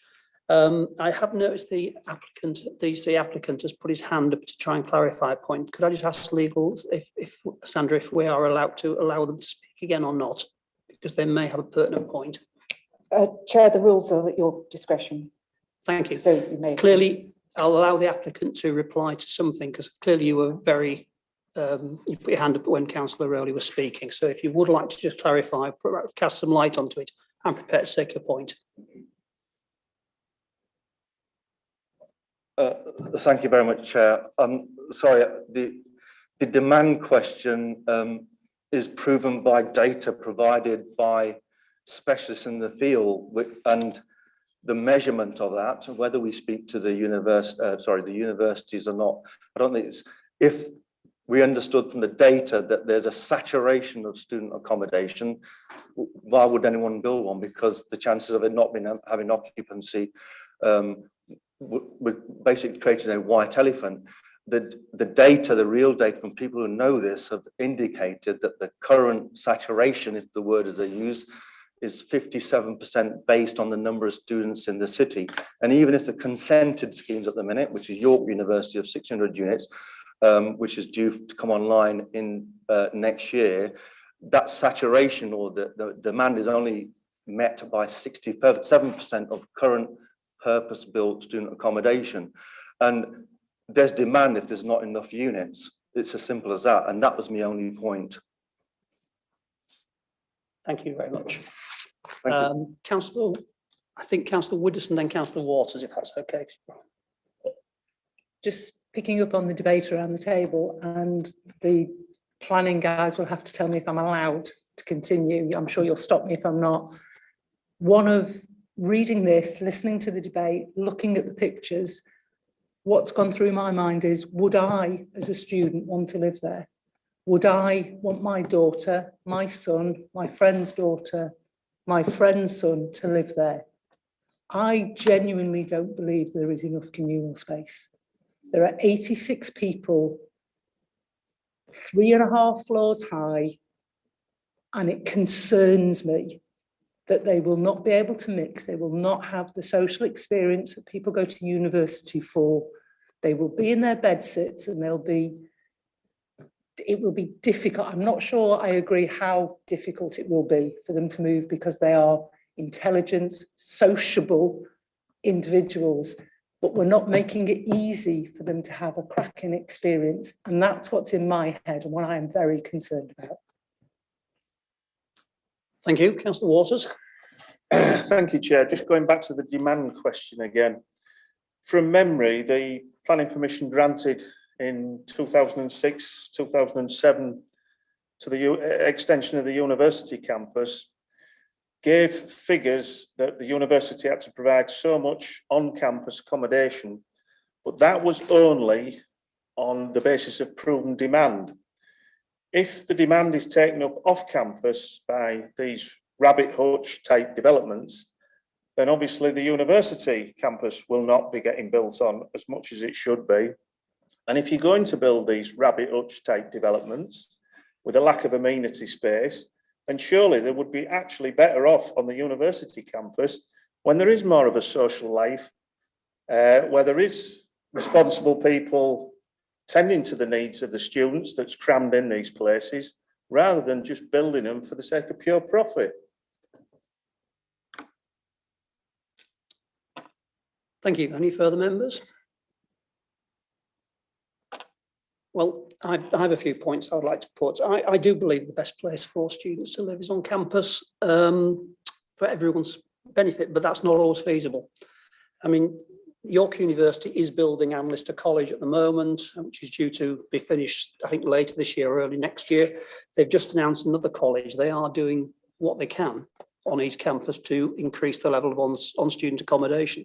But the simple fact is, there is still a demand in the community. Now, the question I would ask is does this fulfill what a student would want to live in?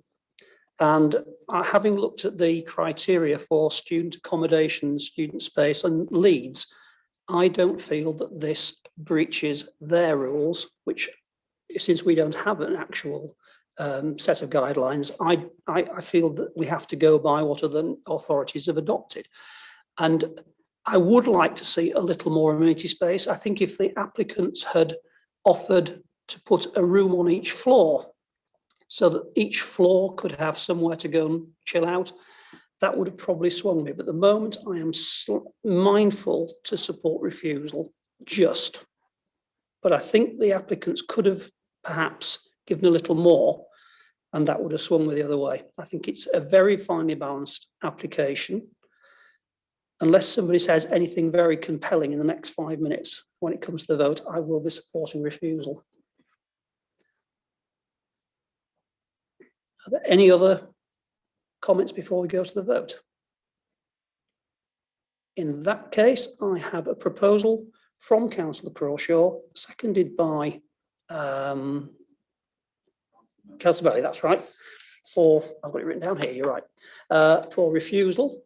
Therefore, I propose to put that to a named vote. So, So this is for refusal. If you could say for or against, or whether you're abstaining when I call your name, that'd be great. Councillor Barker, For. Councillor Crawshaw. Councillor sorry, Councillor Daubney. Councillor Douglas. For. Councillor Fenton. Against. Councillor Hollier. Against. Councillor Lucker. I have to think what I'm voting for. I think yes. Councillor Melly. For. Councillor Pavlovic. Against. Councillor Rowley. For. Councillor Waters. For. Councillor Wardby. For. Councillor Widdowson. And the chair. for.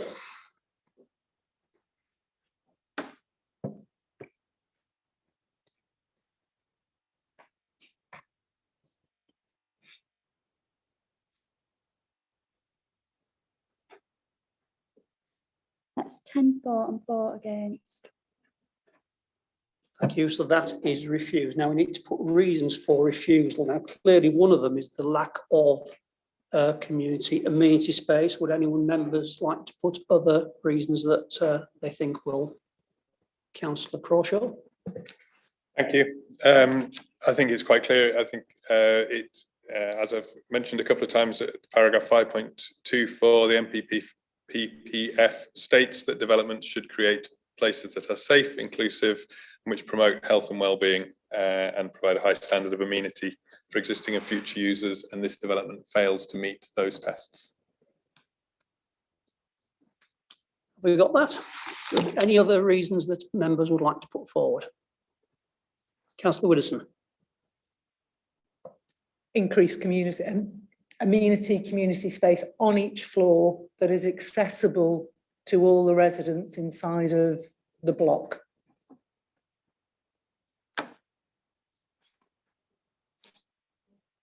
Sorry? Yeah, sure. Right, so just to clarify, I've got one reason for refusal. And it's considered that the proposal, due to the lack of accessible amenity space within the proposal, would then be contrary to the MPPF in terms of creating a safe, inclusive and accessible place which promotes health and well-being with a high standard of amenity for existing users. That cover it? Yeah. Are members happy with that? Thank you very much indeed. Okay, so that application is refused. We'll now move on to next item on agenda, which is 4B, which is Cherry Tree House, 218 Fifth Avenue, York, erection. Before we go into this. Quite happy to say 5 minutes. Would 5 minutes be okay? Yeah. Right, we'll reconvene at 18:30. Thank you.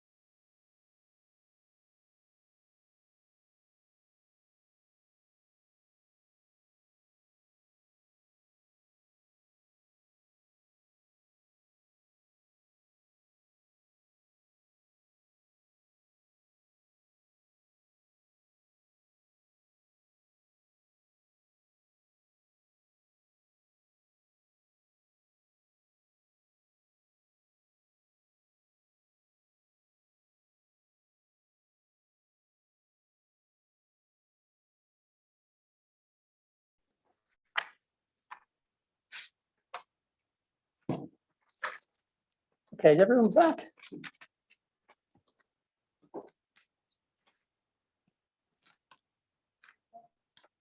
Thank you. Okay, Cherry Tree House, 218 Fifth Avenue, York. Erection of 3 buildings to form 48 apartments with associated works and infrastructure following the demolition of existing building. Would you like to give us an update, please? Thank you, Becky. Thank you, Chair. So you can see the application site here outlined in green. Might be slightly difficult on that actually, but yeah, no, you can see it outlined in green there. You then got a existing site frontage. You can see the 2-storey element and the 1-storey element to the front. Again, the existing access where you can see the 2-storey building in there. Street scene looking east. Street scene looking west, so we're looking both directions there for you. And then this is the proposed site layout and landscaping. It's probably easy to describe that the white blocks are the new buildings there, as you can see. And the grey is the car parking and the access. There's 2 accesses into the site. I realised you can't see my pointer. Just a second. So you can now. Right. So you've got your access here, in here, and one in here. Buildings arrangement along the front, which then runs along the side with the car parking here. So these are the proposed elevations to the front of the building. You can see 2-storey with features to the front. And then the proposed east elevations that's to the rear of the main building. You can see that building that runs along there that I mentioned previously. And again, proposed south and west elevations in the rear of the buildings. So you can see each of the buildings that run along with the rear elevation where you can see how those buildings run into it.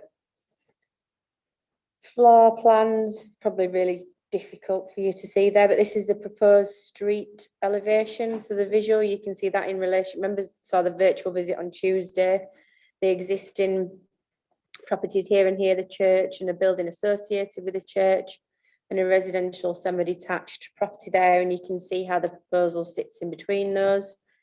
And then we've got some visuals of what it's anticipated that the site will look like when it's built out. In terms of an update, there is a minor update, which is a clarification to the report, which is on the very last page of your additional information. Thank you, Chair.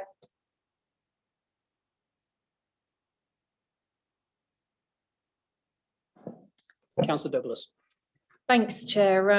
I just wanted clarification on that update about the education allocation. Does that mean that the education allocation within the report is changing or not? No, sorry, it was purely a mistake. I was looking at the site next door, so it was just an error, and nothing is changing. Thank you. Councillor Wardby, I think, was next. Thank you, Chair. On page 64, paragraph 4.1, a letter of objection refers to highway safety for all road users. With the increased traffic with the proposed development, can you say confidently that the traffic for the new site will not be at a greater impact on the traffic and safety for road users? Well, the site does use the 2, so there are currently 2 access points to the site, and the proposal is using the same access points. There is obviously a use on the site with comings and goings potentially. It's been vacant for a while now, I think about a year, so that's currently ceased, but it could come back into use and there would be comings and goings. It's been assessed by highways officers and it is acceptable using existing access points. I don't think it's so significantly more intensive or different in its use that it's likely to cause any difference, really. Councillor Melly. Thank you, Chair. As part of the consultation, an objection was raised on the basis of there not being enough vehicle turning space. So while the plans are up, are you able to show us what turning space there is and what turning space is needed? Like with the 2 access points, is it one way, so there's no need to turn or anything like that, or? No, you can see on the plan there, it's 2 access points, each leading to separate parking areas. And the depth of the aisle is sufficient for turning. I mean, and again, it's that position where there is an existing use and an existing situation. But there isn't a specific turning point. I think it's the depth of the aisle that allows cars to turn in, like you would at the supermarket. Thank you. Councillor Waters. Just a query on the verge on the frontage. Is there room to put any street trees in, or is that compromised with utility? I'm afraid I don't know about the utilities in there. I think there is some verge, isn't there, at that point? There is, I think, the majority of landscaping at the back's been retained. I think there was some concerns about back foraging because it backs onto the cycleway, which is there's quite a lot of trees along there. So all the landscape's being kept at the rear of the site and as much as around the sides as can be kept. You can see there is some verge, but I don't know what's in it, I'm afraid. It's just the rest of Fifth Avenue has quite a few street trees, and the landscaping that's proposed for this development, with the greatest respect, isn't very effective on the frontage, and it would provide a much better frontage if there was a condition requiring the provision of street trees along the front, even if it was a case of doing away with the actual proposed landscaping. Whether we can ask the applicants that later. You can, but it's not within the red line of the application site, so it may not be within their ownership. So given that, it may not be reasonable to condition something. Well, it isn't reasonable, but I'm going to say it may not. It's not reasonable to condition something that's not within their ownership. Correct. Councillor Widdowson was next. Councillor Melly and Councillor Pavlovich after that. I was only thinking of asking a question, so thank you, Chair. Just building on what Councillor Waters has said, if it's possible to put some trees and landscaping to the front, that would be really, I think it would really improve the scheme. And it may even be possible to do it in those huge containers that we've seen in parts of the city, so that we can get around if there are any utilities in there. But I'm sure we can ask those applicants later. Thank you, Chair. Thank you. Councillor Melly first, I think. Thanks, Chair. So is it right that there's not going to be any affordable housing provided on site? No, there's no on site. There's a contribution towards affordable housing. I think with vacant building credit, which they've been allowed here, that the requirement then is for off-site contribution rather than on-site provision. And is that at the discretion of the applicant then, whether to actually provide affordable housing or just provide more Section 106? I think that it's to do with the fact that they've been granted vacant building credit, and I think at that point the policy doesn't require that it's an on-site provision, that it's only then an off-site contribution. So is the vacant building credit that means the affordable housing is so low, only 3 properties on a development of 48, and also they don't actually have to provide it, they can just pay Section 106 money? The vacant building credit it's within the MPPF. So because it's an incentive to bring back brownfield sites into use. So here they've got a vacant site, and they're allowed to take the existing footprint on the buildings on the vacant site and effectively offset that against the proposed footprint and only pay affordable housing on the additional footprint of the new building, which is why it's such a low amount, because they're only paying on the additional floor space above the existing. Thank you. Councillor Pavlovich, then Councillor Douglas. Well, Councillor Melly actually asked the question that I was going to ask, but your response, I'd just like to explore a little bit more. The vacant building allowance discretion. Is that a discretionary thing, or is that compulsory? Is that something that they've been granted by the local authority, or is that something that's mandated? Well, it's in the MPPF. So paragraph 63 says to support the reuse of brownfield land where vacant buildings are being reused or redeveloped, any affordable housing contribution due should be reduced by a proportionate amount. And the proportionate amount is equivalent to the existing gross floor space of the existing buildings. So we've looked at that, we've assessed it in line with other applications. I think Grove House and Penleys Grove Street, the care home, it was allowed there. So we've assessed it, we've looked at it, we've spoken to the applicant about the building, why it became vacant.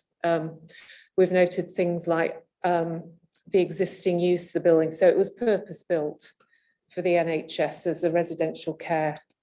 And it's quite a low level development you've seen on the photos. It's mostly single story. There's only a very small amount of two-story building on it.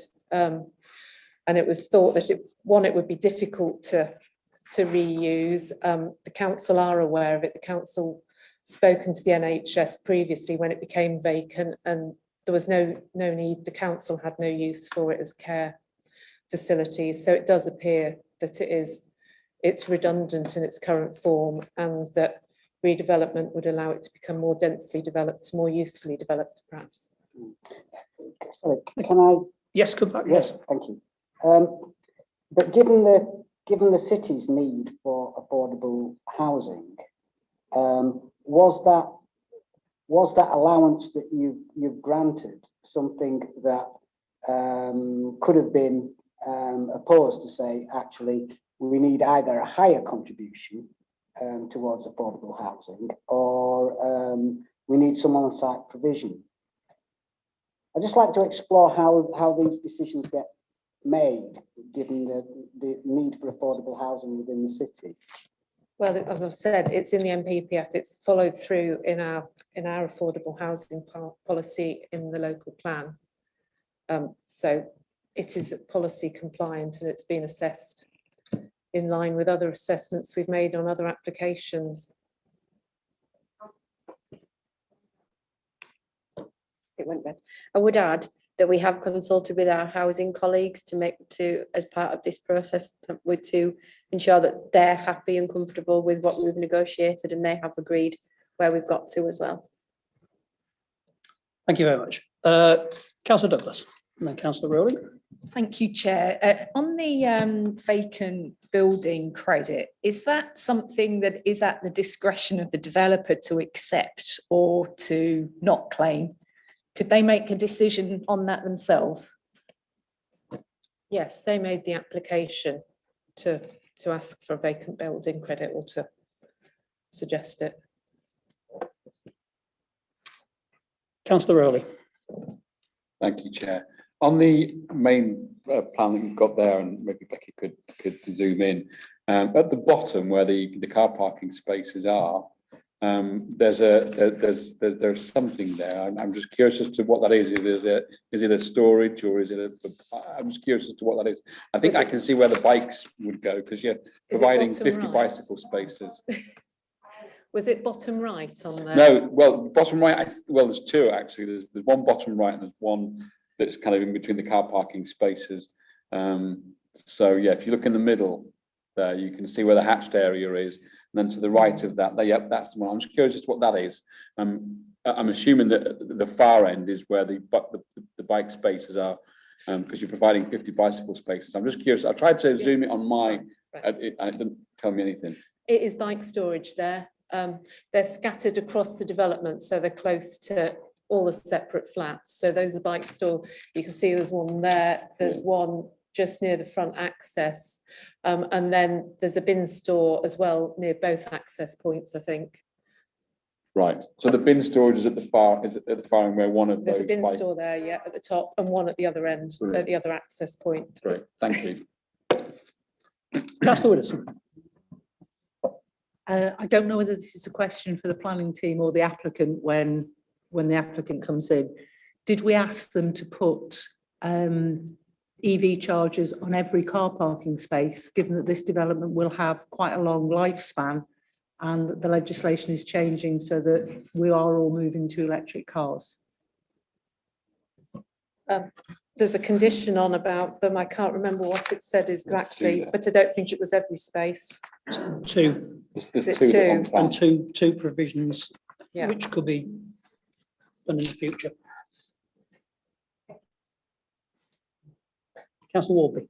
Can we just, sorry, I think if you ask the applicant that when they come on, if they're prepared to put any more in. Councillor Warby. Thank you, Chair. So these bicycle places, are they allocated to just anybody? First come, first served, and how many spaces do they provide within these boxes? Yeah, so what happens if like the spaces run out? Do they just get put anywhere or? Thank you.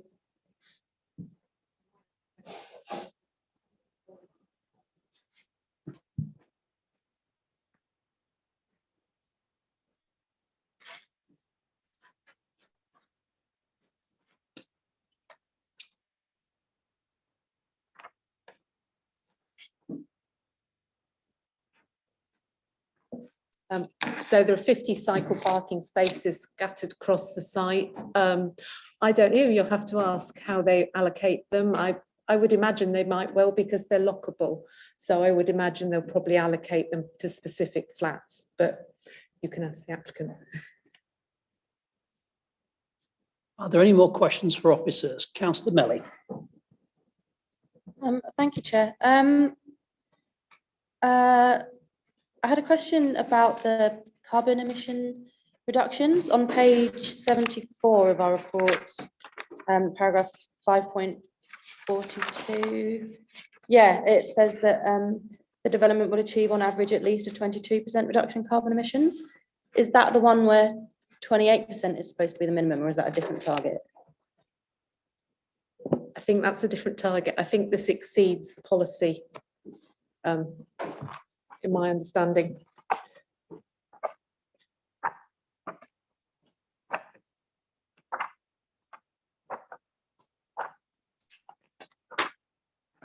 If you carry on reading that same step, if 5.42, it says it will achieve on average at least 22% reduction in carbon emissions compared to the dwelling emission rate. Talks about water consumption. It also said the requirements of policy CC1, which require a reduction of CO2 emissions of at least 28%, will be met through energy efficiency measures, including an air source, heat pump and heat recovery system. So it will still meet the 28% as well. Thank you very much indeed. Any more questions for officers? I've got Councillor Pavlovich beat Councillor Melly by about a microsecond, so.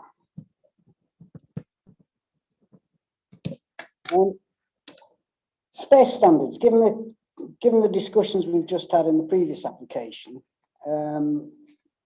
these are at the minimum level for a one-bedroom flat and below the national standard for a two-bedroom flat.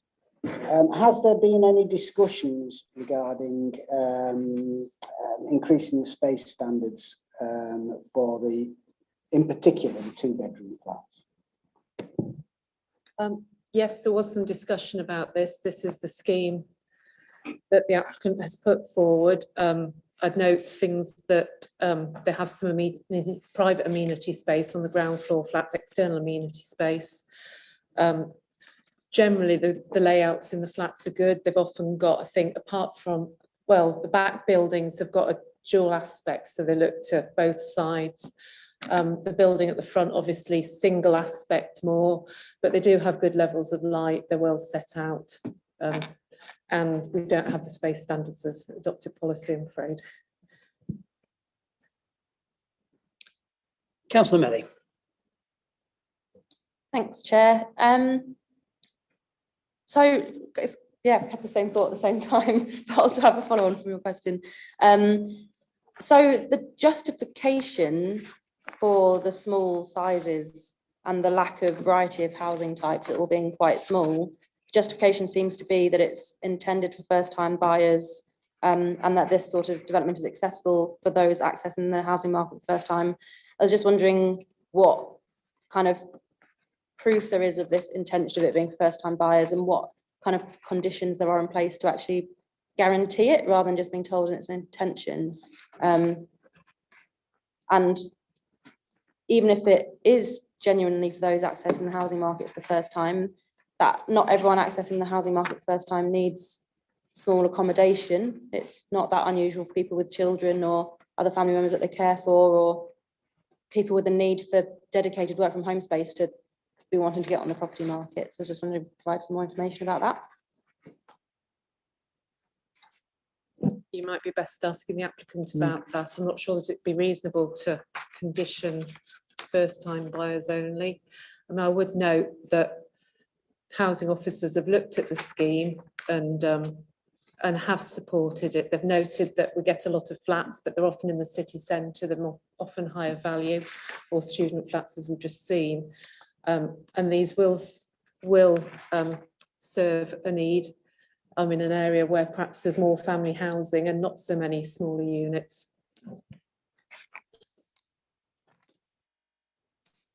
Another question, Councillor Melly? Well, yeah, supplementary, but I mean, it's the officer's report that says the site provides 48 dwellings intended for first-time buyers. So I'm just wondering why that's in the report if it's not something that's adequately demonstrated or conditioned in some way. I think what Alison's report is saying is that that's the intended use, that the applicant have come forward and told us that that's what the intended use. But then we've gone away and spoken to colleagues in housing who have said there's very obviously a local need for 1 and 2 bed properties. So we haven't said it specifically needs to be for first time buyers. That's just the information we've had as part of the application. That's what we're reporting within the information that we've given you. But we've also been to colleagues who have said there is a specific need in this area. So there wouldn't be a need to condition it for first time buyers, hence why we haven't done it. Would showing willingness to provide any affordable housing whatsoever usually be an indication of genuinely wanting to provide accommodation for first time buyers? They've applied to not provide any affordable housing at all, but also said they intend for it to be first time buyers. It's not the same, is it? First time buyers and affordable housing aren't the same type of, affordable housing doesn't necessarily need to be for affordable housing. So, and I think it's entirely reasonable for them to come and ask us to have the vacant building credit. That's what the NPPF specifically wants to happen. That's why it's there. It's a national policy. So what they're doing is what the NPPF and what is expected to happen as part of the planning process. So it's not unreasonable what they're asking for no affordable housing. It's justifiable, it's in national policy, and it'd be completely unreasonable for us to ask them to go above and beyond, given that they're developing a brownfield site. No, I'm not asking to go above and beyond. I'm just asking what is behind stating that there's an intention for it to be first. Is it just they've stated we intend this to be first time buyers? There's no evidence basis to back that up. I think that's one for the applicant. We've just reported the information that we've been given as part of the planning application and then gone away and done our own. All right, thanks. Thank you. As I say, I think some of these questions would be better directed. So if members have no further questions, sorry, Councillor Waters has one. Just a brief one in respect to the retained landscaping. Does that fall under the condition then, the 5-year condition, or is there any more additional protection for that retained area, the existing landscaping?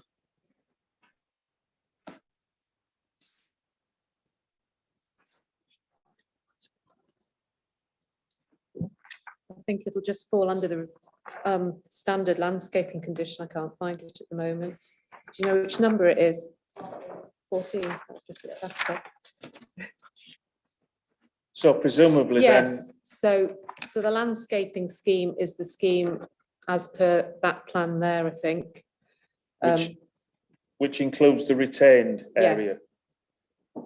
So if we wanted to see the retained area protected a bit more robustly, we would want to be seeing the landscaping scheme for the lifetime of the development then.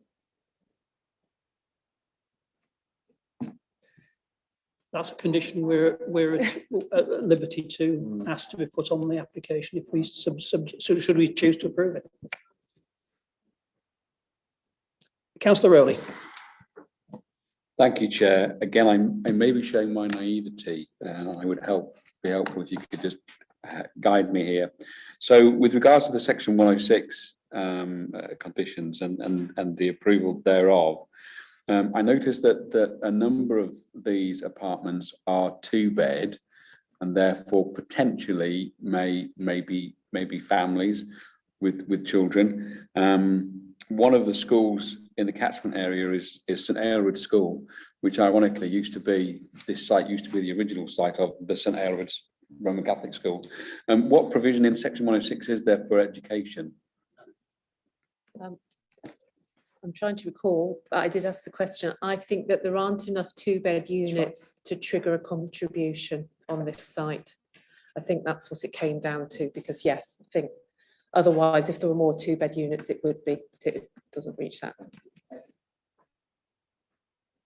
If there are no further questions, in that case, I will move on to public participation. We have Killian Gallagher, who is the agent for the applicant, who will be speaking in support, and afterwards a colleague of his, Martin Walker, will be available to answer questions as the architect. You have 3 minutes, Killian. I'll give you a warning if you heads up about finishing if you go over that, but take it away, 3 minutes. Thank you, Chair. Good afternoon, Chair and members of the committee. My name is Killian Gallagher. I'm the agent for this application. I am accompanied by Martin Walker of Walker DSP Architects, who is the lead project architect. And thank you very much for the opportunity to speak to you this afternoon. As you know, the proposed development is for the demolition of Cherry Tree House and the erection of 3 2-storey residential buildings, largely on the footprint of the existing building. Cherry Tree House was sold by the NHS as the facility was regarded as being surplus to requirements following the opening of a new facility on Haxby Road. NHS Property Services only disposes of properties when local commissioners have determined that there is no ongoing need to retain the site for the delivery of NHS services. The property was accordingly sold on the open market last year, and I believe that no offers were received by the selling agents to retain the building for care use. The building will provide 48 1- and 2-bed apartments. The apartments are aimed at first-time buyers in the city. Most of these buyers we expect to utilise government buying support schemes such as the Help to Buy scheme. This development follows on from the success of Aura, which was a similar housing scheme completed last year by the applicant located close by, which provided 14 homes starting from £132,000, of which 75% of the block sold to first-time buyers. The site is in a highly sustainable location for residential development, being in a mainly residential area and within walking distance of many services and facilities. The site is also close to public transport and cycling connections to the city centre. The design of the buildings is very energy efficient, achieving a 28% reduction in carbon emissions through the provision of renewable and low carbon technologies. Examples of the kind of build considerations we have made with this project include roof tiles made from 50% recycled material that absorb harmful atmospheric pollutants, a highly insulated building envelope reducing heating consumption, a heat recovery ventilation system within individual units to provide constant ventilation whilst minimizing wasted heat, air source heat pump assisted hot water cylinders to provide energy efficient hot water generation at mains pressure. We've also provided sufficient car and cycle parking on site to meet the needs of future residents. We have provided 2 electric vehicle charging points, but we have future-proofed the full scheme by the facilitated through the use of underground ducting, so all spaces could be converted to electric vehicle charging points in the future. The application, as you'll have seen, was well received by the local community and statutory consultees. We believe the scheme to be fully policy compliant. And on behalf of the applicant, I respectfully request that you consider approving the application today in line with officer recommendation. I'd also like to thank the planning officer, Alison Stockdale, for working with us throughout the process to get to the point where we have this application before you. And to wrap up, Martin and I are happy to answer any questions you have. Thank you. Thank you. You hit the 3 minutes very nice there. I was going to claim chairman's privilege on the electric car park, electric charging places. I mean, clearly, I would like to see more provided now, because I really believe that in the next few years, 3 or 4 years, people will be moving over to electric cars in a big way. So I'm wondering whether or not getting them in urgently, and perhaps putting 4 or 6 or 8 in now, might prevent having to dig the car park up at a later date. But I'll. Yeah, so the intention was, Chair, that we provided what's in line with policy at present, but that by putting in, as I understand it, the expensive part later of trying to retrofit these things is digging up your car park to run your cabling through. So what we're doing is, when we're doing the groundworks, we put in the cabling already, and then it's a relatively easy job and an expensive job to stick the plug on the top, rather than have to dig up the whole shooting match. There are grants available for future residents to have charging points installed. Indeed, there are some companies that will put in the charging points and then charge you when you charge your vehicle. So it's not something that would be insurmountable in the future, in my view, for all the parking space indeed to be realistically become EV. Thank you. I think it's very wise to have the infrastructure, because the cabling has to be very high current to supply so many charges. So it's wise to get in now. Indeed, Chair, if I could, we've also allowed for the electricity to run up to the bike stores, so that if, again, at some point in the future, electric charging for the push bikes, in inverted commas, becomes important for people, that can also be done without, again, having to dig up the car park. Thank you. I think Councillor Waters was next. Thank you, Chair. No, I'd certainly like to see something done with this site, and I'd like to be in a position to propose supporting this scheme, but there's just 2 things I would like to ask. The first one is, would you be amenable to using red bricks rather than buff bricks, because they will stand out like a sore thumb on this street? And the second fairly minor point was just about continuing the line of street trees on the verge. I know the officer will say, well, it's outside of the red line, but then again, so are quite a few of the other Section 106 commitments. This would be a relatively cheap option, whether it came out of some of the other commitments or whether you funded it yourselves as a promotional thing, with the name of the building that you've taken over. Yeah. The use by a lot of York people over the years of this building, just putting a line of flagpole cherries in will be such a statement. So in principle, Councillor Waters, we have no issue with paying for the trees. I think there may be a technical issue that is potentially Council Highway Verge, is it? Am I correct?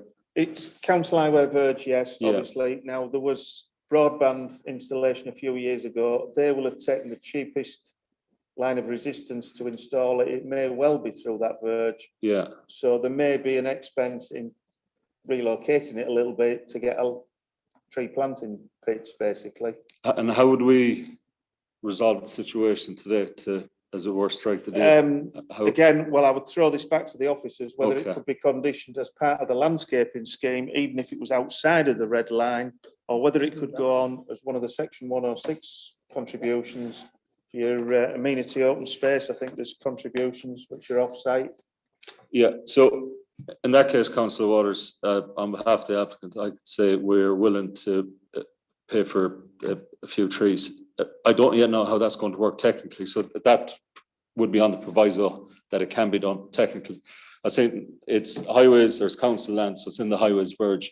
Would it affect visibility displays coming in and out of Cherry Tree House, for example? So there might be a technical highways objection as well.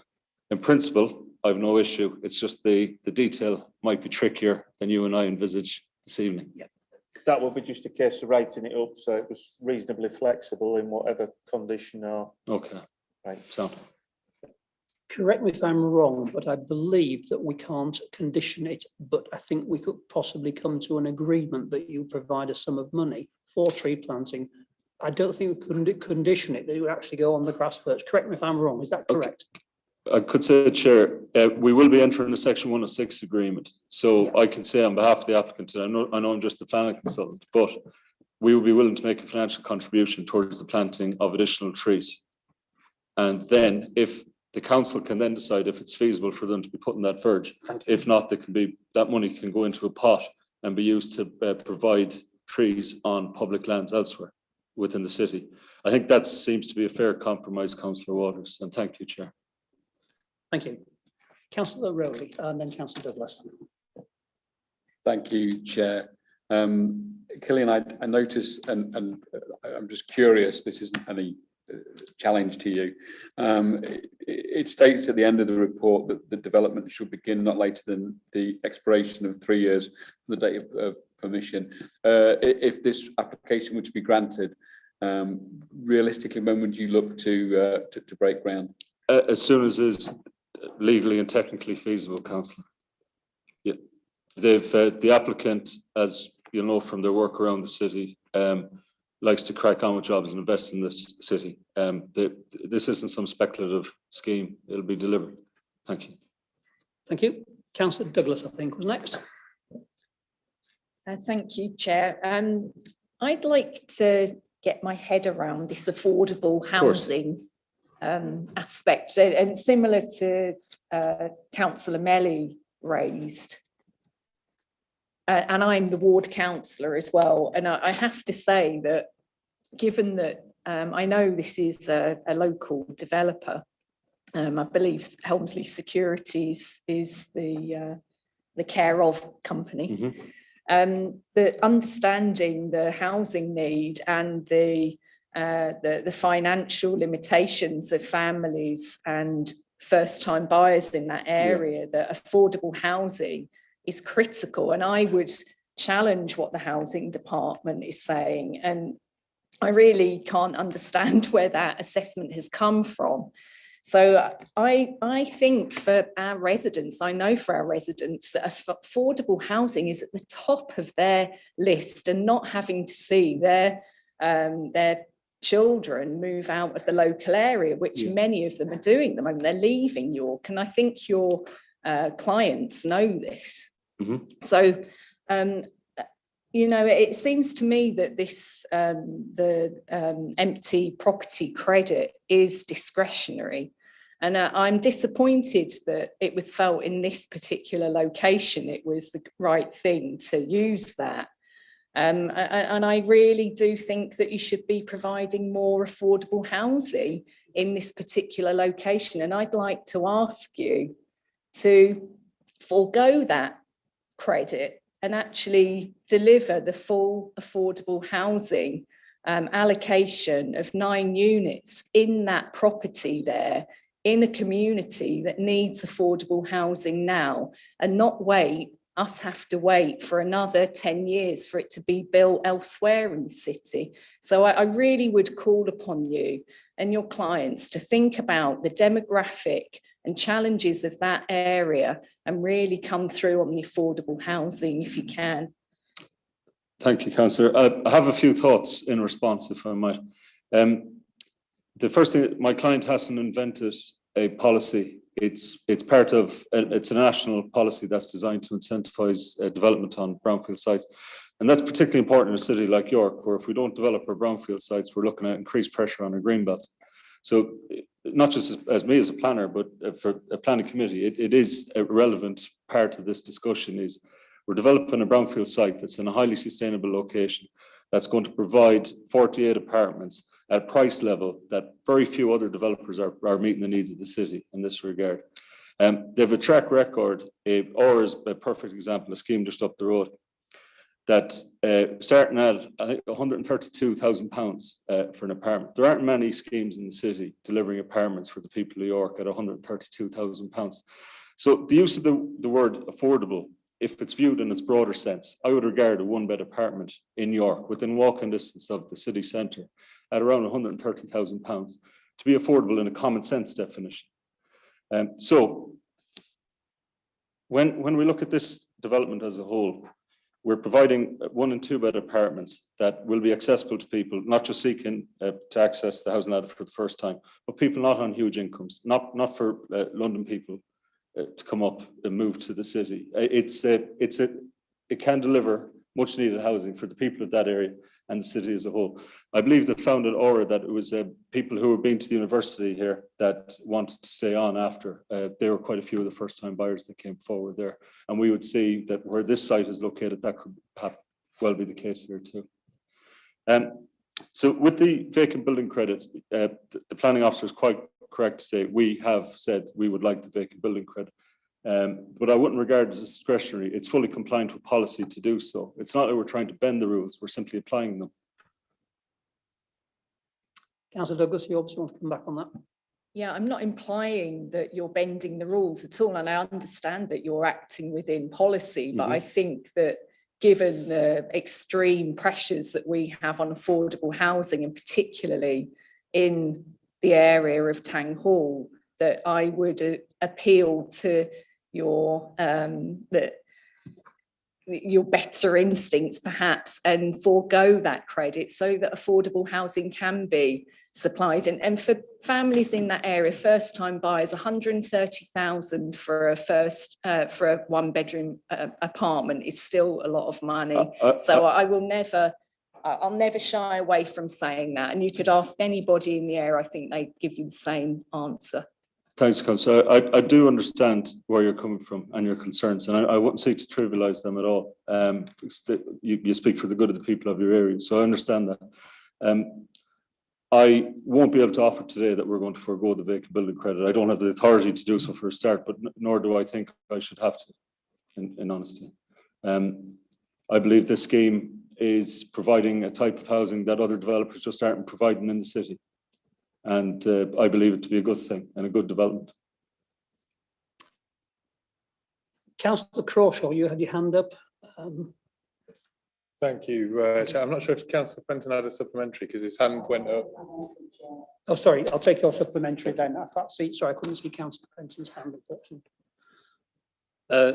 Thank you, Chair. Just on the issue of affordability, I know that the parallel you draw with the other development nearby in terms of the affordability element. I wonder if you can just say a bit more about the issue of service fees, both on that development and on this proposed development, in terms of how you would seek to minimise those fees, which can make whether apartments are labelled as affordable or just labelled as not unaffordable, but are not labelled as such. How in the management of the development the service fees could be minimised to make the properties as affordable as possible. Yeah, so I don't have full knowledge of how OR is operating, but I know a bit about how this development is intended to. So I'll try my best, Councillor. Each person or persons who purchase one of these apartments will own a share of the freehold, and they decide what happens on this development themselves in the future. For example, if one of the councillors raised an issue about cycle parking, for example, so I can use that as an illustrative example as to how this would operate. Notionally, our intention would be that each apartment got one bike space. If, however, two of the freeholders on this development said, I don't need the bike space, you can have mine, that would be between them to sort out. So it can ebb and flow, it won't be rigid. It will be up to the people who live here to make their rules as to how this development goes. That has a second benefit of reducing costs. Another way to answer your question, indeed, is by designing such a thermally efficient building, the heating costs, etc., the running costs of these units will be quite low compared to traditional housing. We've really thought this scheme out.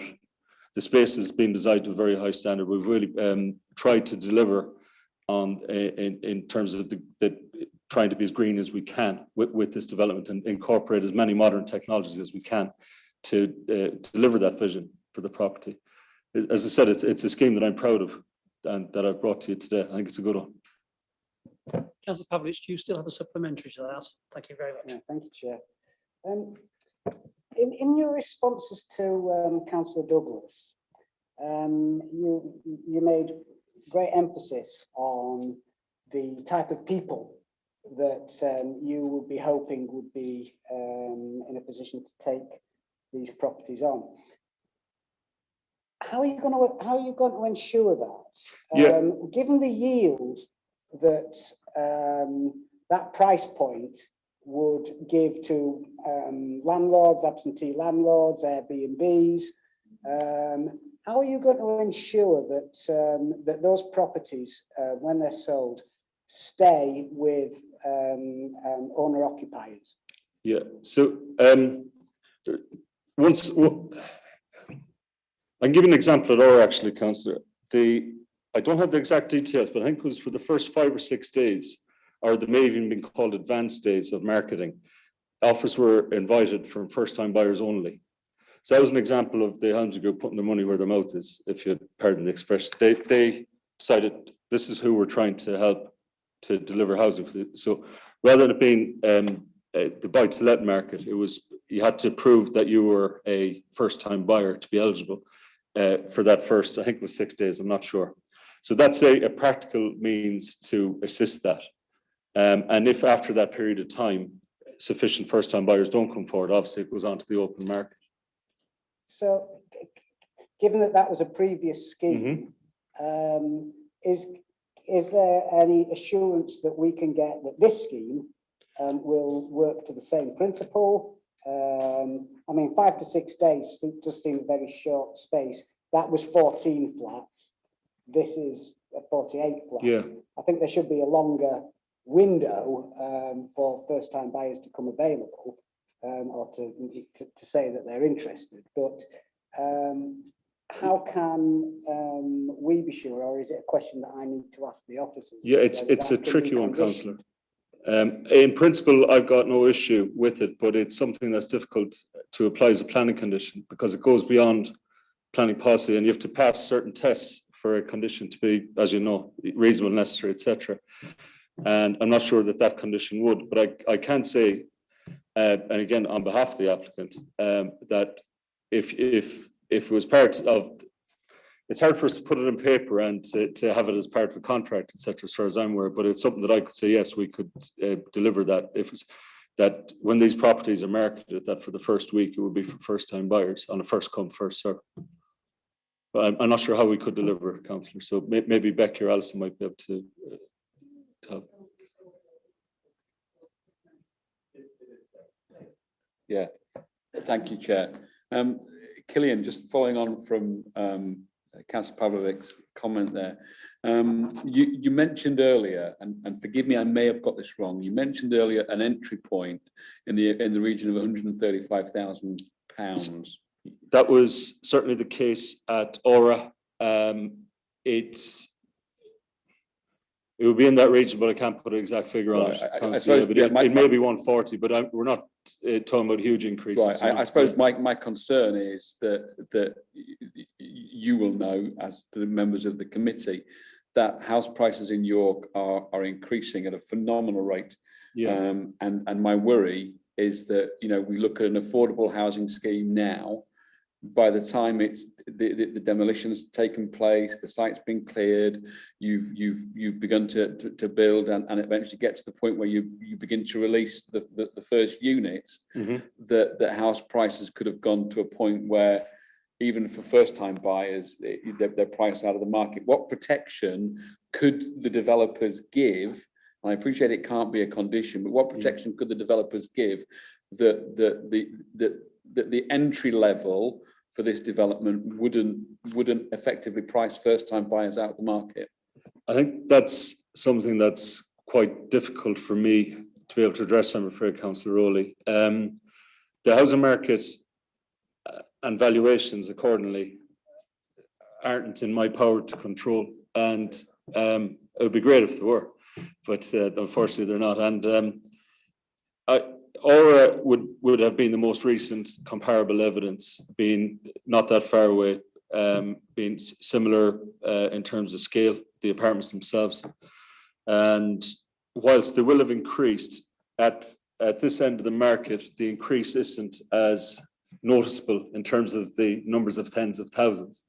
So you know what I mean? If it's a percentage of, say, if it was a 10% increase off a £130,000 apartment, that would put it up to 143. So I suppose what I was trying to get at, and you've been really helpful in your answer there. You know, we're talking about affordable, trying to get affordable housing and first-time buyer housing. You know, at £135,000 per unit as an entry point, and you have to express as an entry point. So obviously the 2 beds and some of the 1 beds could be higher than that. But at an entry point of a 10% deposit, you're looking at £13,500 just as a deposit. Yeah. You're then looking at a mortgage of £121,000. You'd need to have an income, just as a single person, of £25,000 plus. does that then meet the affordable housing? Again, I appreciate you mentioned about the government-backed schemes to get onto the product. So my main concern really is we want this to be affordable, both at the concept stage, but also at the stage of delivery.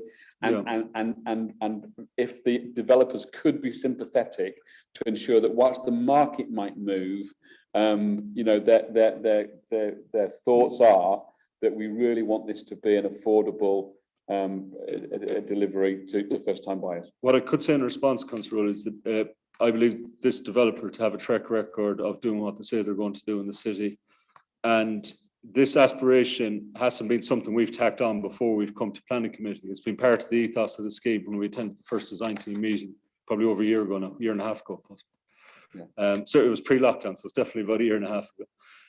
It's been a key driver. It's not, as I said, something we've put on like a postage stamp to make this appear more attractive to a planning committee.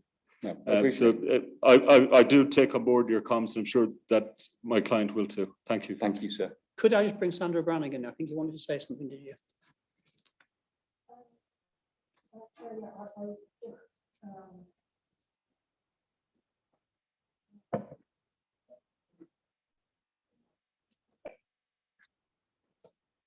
Chair, I didn't know whether it would be helpful just to remind the committee that this is not an affordable housing scheme.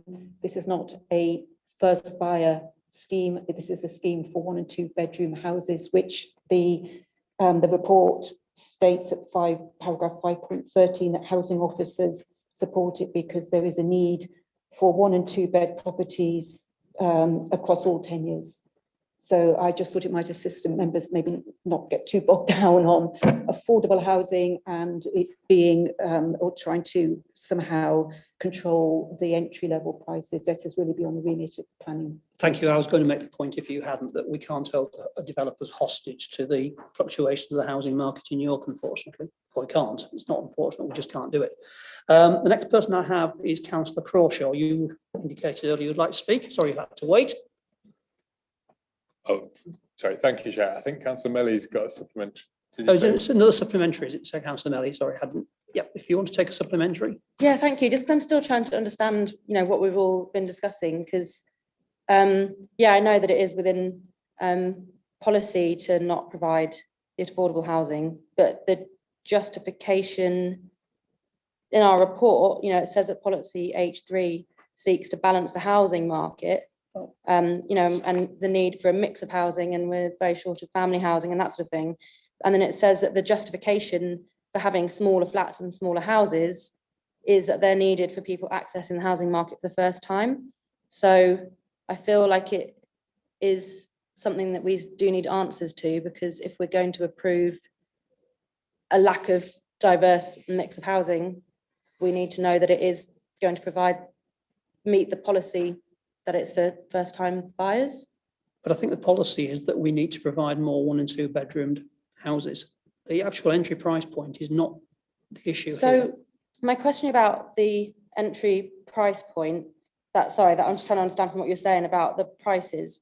So yeah, you were saying about how, you know, it's within national policy to apply to provide less than the 20% affordable housing. So I don't think anyone was suggesting that you're intending to bend any rules or anything, but the idea is that the expectation is to provide 20%, but you can apply to provide less if you want to, which the applicant has chosen to do. There's no policy saying that you need to.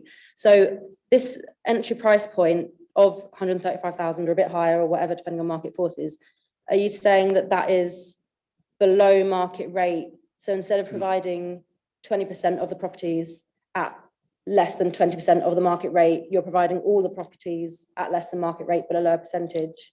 Or are you saying you're providing accommodation that's where the market rate is lower because of the size or standard? Yeah. Yeah, okay, Councillor, I'll try my best. So the money we're discussing, you know, that 130, 140, etc., that's not a below market value price. That's what these apartments will be worth. So we haven't manipulated, we're not putting forward a price at a certain level and saying, therefore, this qualifies as affordable housing under planning policy. We're saying that these houses will be priced at a level that will be accessible to first-time buyers. We're not using that as a justification to provide sub-threshold. In fact, we are providing affordable housing through an offside contribution of, I think it's £255,000, which isn't a trivial sum, and is a affordable housing contribution, albeit not on site. So when one of the councillors said we're not providing any affordable housing, that's not correct. We are providing affordable housing by way of an offside contribution. And what we are providing is fully policy compliant.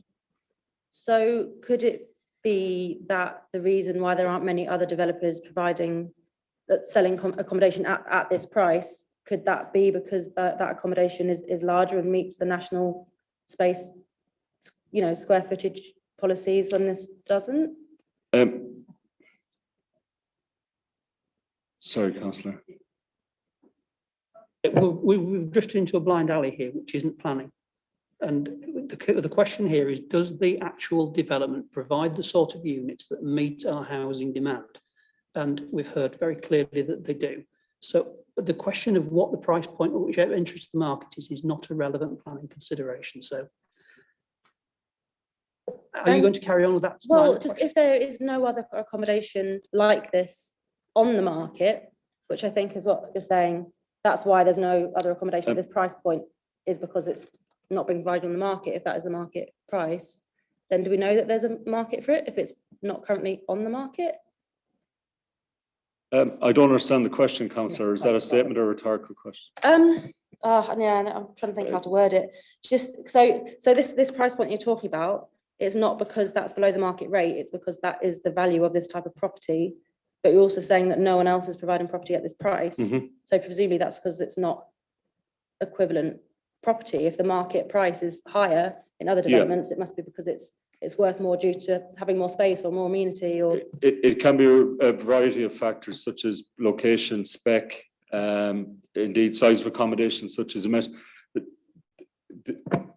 I still don't really understand the question, councillor. So the reason why the market price of the flats in this development is because they're less desirable on the market for some reason. Councillor Melly, it's not a planning consideration. We're drifting into areas which. Sorry. I'm afraid I'm going to have to ask the next person. Is your comment a question on something different, Councillor Crawshaw? Preferably on planning. Yes. I wanted to ask you about the parking bays. Yes. So completely different. I do want to just ask for one quick thing to do with vacant building possession very, very quickly, because I think factually you can just give us a quick answer, which is, when was the building vacated and at what point did the developer purchase the site? So how long has it been vacant in the developer's ownership? If you could just give us that factually quickly, and then my question about parking bays. Okay, Councillor Crawshaw. So as I said in my speech, the NHS periodically review their property portfolio. In this case, once the facility on the Haxby Road opened, this property was considered surplus to requirements. Now, I have a letter on file, but I don't have it with me, from the NHS dated around that time. I would, if I was asked to put a date to it, give or take 2 years ago, 2.5 years ago, like that, it became vacant. It was sold on the open market over a year ago, but I don't have exact dates, I'm afraid, Councillor. Okay, thank you, that's helpful. And then just on the parking bays, so page 71 of the report, 5.27, paragraph 5.27, notes that because of the position of some of the parking bays, there's the potential for cars to sort of pull in and disturb residents, I suppose, because the parking bay is right outside the bedroom window. And I appreciate that, that can be an issue all over the city in various different ways.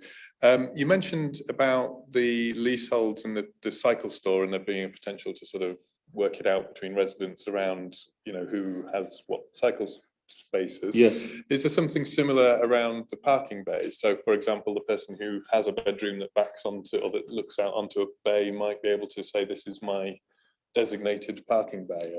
Or, I believe that will be for the future residents to, if they wish, they can decide that I will have that one, or can we swap? So that they can sort that out themselves if they so wish. So there may be a way of just managing. I mean, appreciating the report, it doesn't make it into a big issue, but there may be a way of just boxing that issue. Yes, absolutely. If there is an issue that arises, fairly unusually, with them each having a share of the freehold, they all have an equal say. It can be quite a democratic way to run a residential scheme when the developers handed the keys over. It can work quite nicely. Okay, thank you. You had your hand up earlier on. Sorry, you've had to wait a while. Thank you very much, Chair. I've got a couple of questions, if that's okay. And the first one is on cycle bays and how are they allocated and how many are cycles are in your areas? And you did bring up, if I've misunderstood, I'm really sorry, but you brought up about if someone didn't use their space, their cycle space, then they could give it or sell it to someone else or whatever. Mhm. But then what if they sell their house and the people want their cycling bay back? What would happen then? Because I would say that'd be a conflict. So I think the starting point with this, councillor, would be that each apartment gets a secure cycle space. If then at some point in the future, in much the same as you can do a deal, as it were, if the person who lived at flat number 2 didn't want their cycle space, but their neighbour said, I could really do with an extra cycle space, those two residents between themselves can arrange to, I'm not sure what the transaction would be, but it's not necessarily a purchase in a legal sense. It could be, sure, go ahead and use my cycle space. It need not be a formal thing that would have any legal or title issues arising thereafter, councillor. Could I just say, I'm not sure that what we're drifting into again is planning, because I think as long as it's policy compliant in terms of the number of spaces, I'm not sure how the actual spaces are allocated is something that we can deal with as a planning committee. Okay, apologies. I've got another question, but I don't know if you're going to say the same thing to me. I apologise now. You can ask it by all means. It's only just one that's come into my head. You've got 2 disabled bay parking, and which flat apartments will be disabled, and are they going to be at different spec to the others? So, because what if if you've got a disabled apartment on the other side and the parking bay is on this side, and do you see what I'm saying? Sorry. Yeah. I hope that's planning. I might have to hand this one over to Martin Walker, the architect, if that's okay, councillor. So if you bear with me, I'm told I have to write down the microphone between.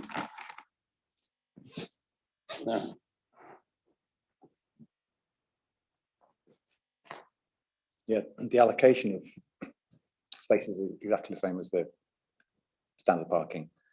But actually, more of the spaces running along that southern block are for suitable for disabled spaces, not just 2. They've got cross hatching showing the additional space you need to open the doors and access the vehicles. Okay. Thank you. Councillor Fenton. Thank you, Chair. Just to pick up a point that Councillor Waters made earlier in terms of around the choice of brick, in terms of the fit with the sort of predominant style locally. I just wondered if you could say a bit about what informed that choice. Well, the final brick selection will be expect to be conditioned, and I take a relevant point about the brickwork. So yeah, we would consider alternatives.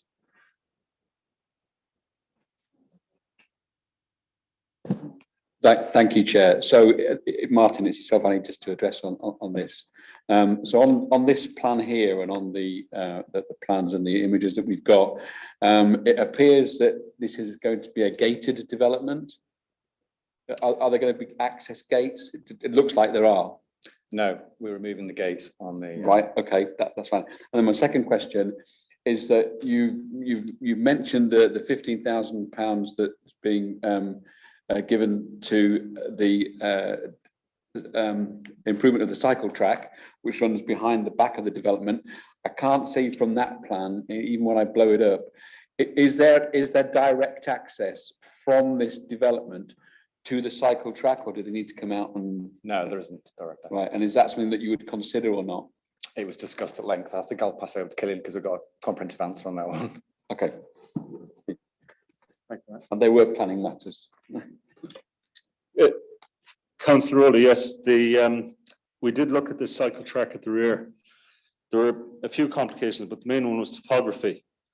I'm not sure if you can see that, but you're looking at a slope like that.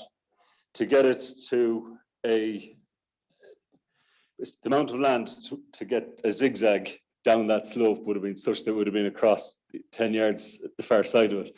So it wasn't operational or technically the right thing to do. Sometimes, in addition, there is a fear that having, should we call it, almost like a backland access to a residential site like this, from an area with no passive supervision by residents, can lead to in some cases, unfortunately, antisocial behaviour. So on balance, we took the view that rather than trying to come up with a very challenging technical solution, that in addition, actually, we're providing £15,000 to upgrade the link just up the street as it comes back down. So directly accessing the track, not really the best idea, but this development is going to fund to improve the cycling infrastructure in the local area in any event. There's one other thing, Councillor, I should have said to a question you raised. The applicant will also sign up to the Help to Buy scheme for these apartments, which would, as a further way to demonstrate their commitment. Okay, thank you.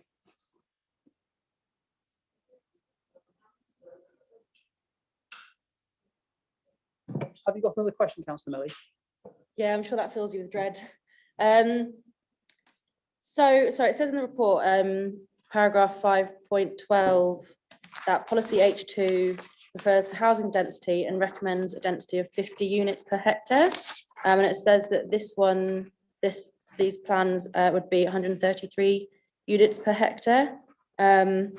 But that the National Planning Policy Framework allows for higher density if it can be shown that high intensity of development wouldn't result in any significant harm to residential amenity. So I just wonder if you could provide any additional information to demonstrate that, especially seeing as it's could have been raised that some of the proposed flats don't meet the national space standards. I understand, Councillor. Yep, the MPPF, if there are a few more paragraphs in there, I think I don't know the number off the top of my head, I think it might be something like 184, making efficient use of land. Basically, when you have a brownfield site in what's regarded as a highly sustainable location or high PTAL rates, that's high public transport accessibility levels, we as planners and architects and developers and planning committees, we should be looking at opportunities to develop at a fairly dense level in those locations because there aren't that many of them in the city. So rather than us being in excess of density, we're actually doing what we're told by government in terms of providing a relatively dense scheme in a well-located site. So I'd regard it as an appropriate density rather than an overly dense development. So, sorry, can I just double check? So is there a slight difference between what sort of housing density is recommended locally and what's nationally? That policy H2, that density of 50 units per hectare is within the urban area specifically? So I'd have to direct this one back to my planning colleagues with the council. I don't have the policy nor the MPPF with me to check the density guidelines. I do know that your draft local plan is operating off the 2012 National Planning Policy Framework rather than the 2019 one. And if there is a discrepancy between the reference, it could well stem from that. But I don't have the policies to hand, Councillor, to check, but Becky or Alison may be able to assist me there. I think that's a question for planning officers rather than the applicant, to be fair. Okay. And I think we can't see any more hands. So can I thank you very much indeed for undergoing the Spanish Inquisition there. I'll open it up now for members. Have you any final questions for our planning officers? Councillor Crawshaw, sorry, again, your hand disappeared behind Councillor Looker's head. Thank you, Chair. Yeah, I don't want to labour the point too much, but I just want to understand around the vacant building credit, whether or not there is a timescale by which that policy becomes, how long does a building have to be vacant for before you can apply for a vacant building credit? There's no definition in the MPPF about that. If building becomes abandoned, then that's different, but there's no length of time. A building has to be vacant before vacant building credits applied.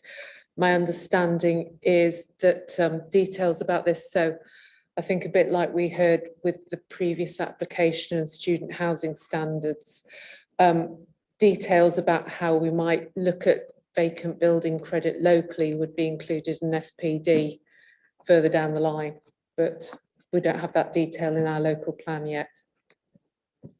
So just not necessarily specifically in relation to this application, but in theory then, because, you know, whenever you buy a property, you buy it with vacant possession, normally. So if you bought a site with vacant possession, you potentially could apply for vacant building credit straight away. I mean, I appreciate in this situation, it's a building that's had a particular use and that use is no longer continuing, but I'm just trying to understand how the policy is applied in practice. Well, I think there'll be some exercise of judgment, isn't there? Because clearly that's a different situation. Is it somebody moving out for somebody to move straight back in? That's a slightly different situation. But this was, I mean, it was assessed. As you've heard, we've had information from the NHS. I've had information from council officers. This site became vacant. It was redundant. The use was no longer required. So it was certainly a vacant site rather than something they just moved out.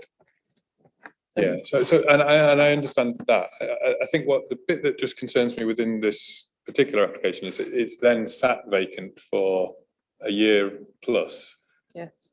Before we've then received this application on the site. So if you have a site that's being used in one particular way and you buy it to reuse it, is there then an incentive for the developer to sit on it for a little while to then say, well, actually it's now vacant, so we'll get our discount, please? Yeah, I'm not saying that that's not appropriate.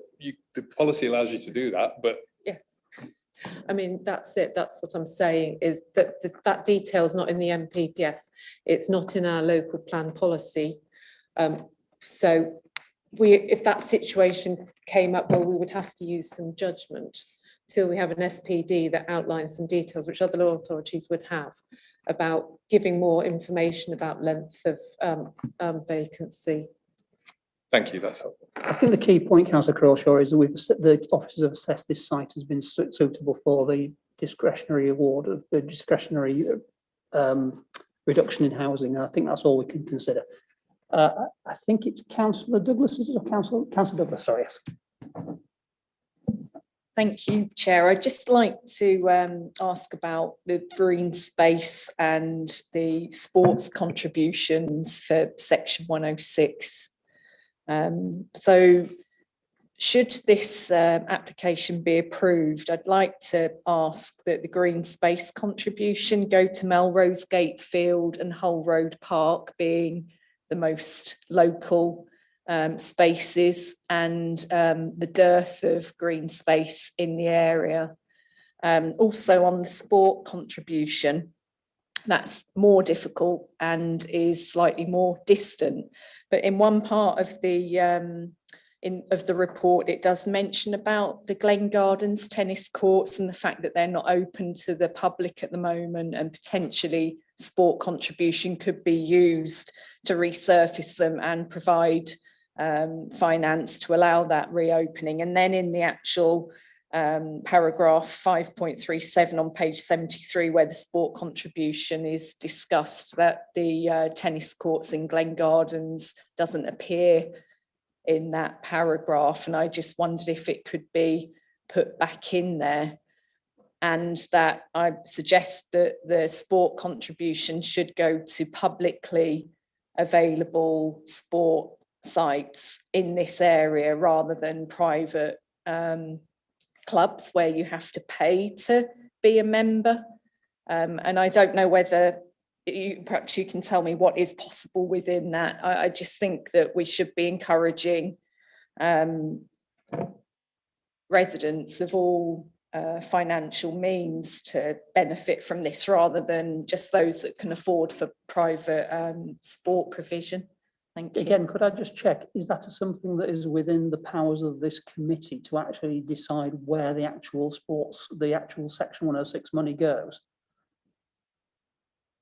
Can we be that specific, or can we just say we would require this level of Section 106? I think, sorry, that's me coming in there as well as Sandra. We've been very clear in terms of what we think is reasonable to spend it on. We've worked with public open space colleagues, and that's the decision that's been made working with them in terms of, and that's been done with officers, and that's the usual route for negotiating 106. But we've put a list. Can we as a committee specifically state which of those we would want the Section 106 money to go to? Chair, I don't think so, because my understanding is that, as Becky was saying, these things are discussed with officers, and they understand or know what the needs are, and we have policies, I think, in place that and they do surveys, and they have an evidence base as to what's needed. So I think it would be difficult for this committee to sort of overwrite that now and try to specify the precise use. I think there's a range of uses there that they've identified. And I think that as and when the funding comes in, it will be considered at the time. And just to add some comfort for Councillor Douglas, I think at paragraph 5.37, where I put Heworth Tennis Club, and she mentioned that it said earlier on about it relating to the tennis courts at Glen Gardens. I think that's that. Heworth Tennis Club run the tennis courts. So I think it was back in relation. I don't think we're cutting out that opportunity there. I'm fully sympathetic to what you're saying, Councillor Douglas. I'm just not sure it's something this committee can actually be that specific on, but obviously you as a ward member can pressure officers. Councillor Douglas, back. Yeah, I'd just like to agree with what Alison's just said, that the Glen Gardens tennis courts were mentioned earlier in the report, and then when it came to sport provision later on, it was omitted. And I want to make sure that that is on the list so that it's not missed at the time when it becomes relevant. Thank you. I'm sure officers will liaise with you as a ward member anyway. Thank you. Any other questions? Nope. In that case, we can move into debate. Councillor Waters was first by about a microsecond. Thank you, Chair. It just sort of demonstrates how wrong you can be. I did think this would be quite a quick determination. I'd just like to say what a pleasure it is to be actually seeing something on the east side of the city that's for York residents, or to encourage people to reside in York rather than just simply another block of student flats. So I would like to move approval with one or two little caveats, and that is the one that the developer agreed to earlier, which was to look at using red brick, which is far more suitable for the area. Other caveats with the conditions, the construction environment management plan.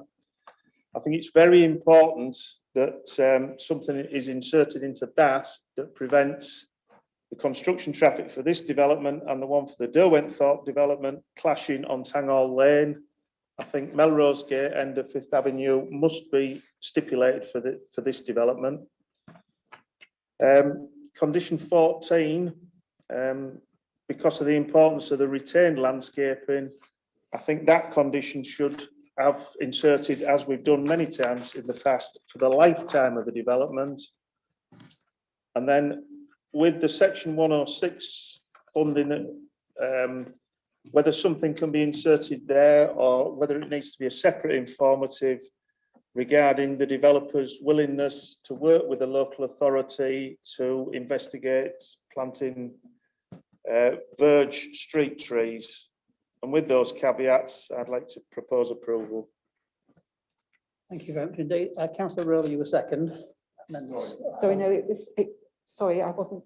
I think, did you see my hand, Chair, by mistake? Oh, sorry, I saw Councillor Rowley's hand a little while. Thank you.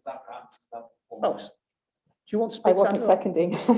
No, that's Chair. okay. Yeah, sorry to interrupt again, but could I just make some comments in relation to the proposal that the applicant makes some sort of contribution through section 106 to tree planting? I know that the applicant, when asked, did say that they would be willing to do so, but I'm not sure, and Becky may want to comment on this, is that of course all section 106 obligations have to meet the statutory requirements, and they are assessed by officers. Usually there's some sort of policy justification for them. Of course, this hasn't been done in this case. Section 106 obligations are not normally negotiated through obviously a planning committee. Don't know what the funding would be, whether it can be justified, whether it's even possible to have any planting on the highway. I don't think it can be conditioned, and I'm not sure whether it meets the legislative requirements, the SIL tests either for planning obligation. Even though that the applicant has offered to do it, that doesn't make it legally compliant. So how can we move forward to actually try and achieve some contribution towards tree planting? I think Becky might have some suggestions, Chair. Thank you, Chair. Thank you. I think there is something that we can do in terms of the wording. I think there's something that we could do that would ask for a contribution if X, Y, and Z.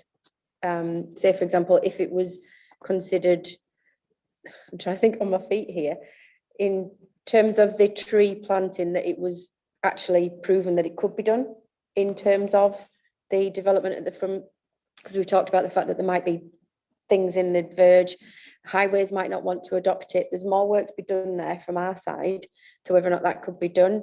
But I think once we've done that investigation, I've got it, right.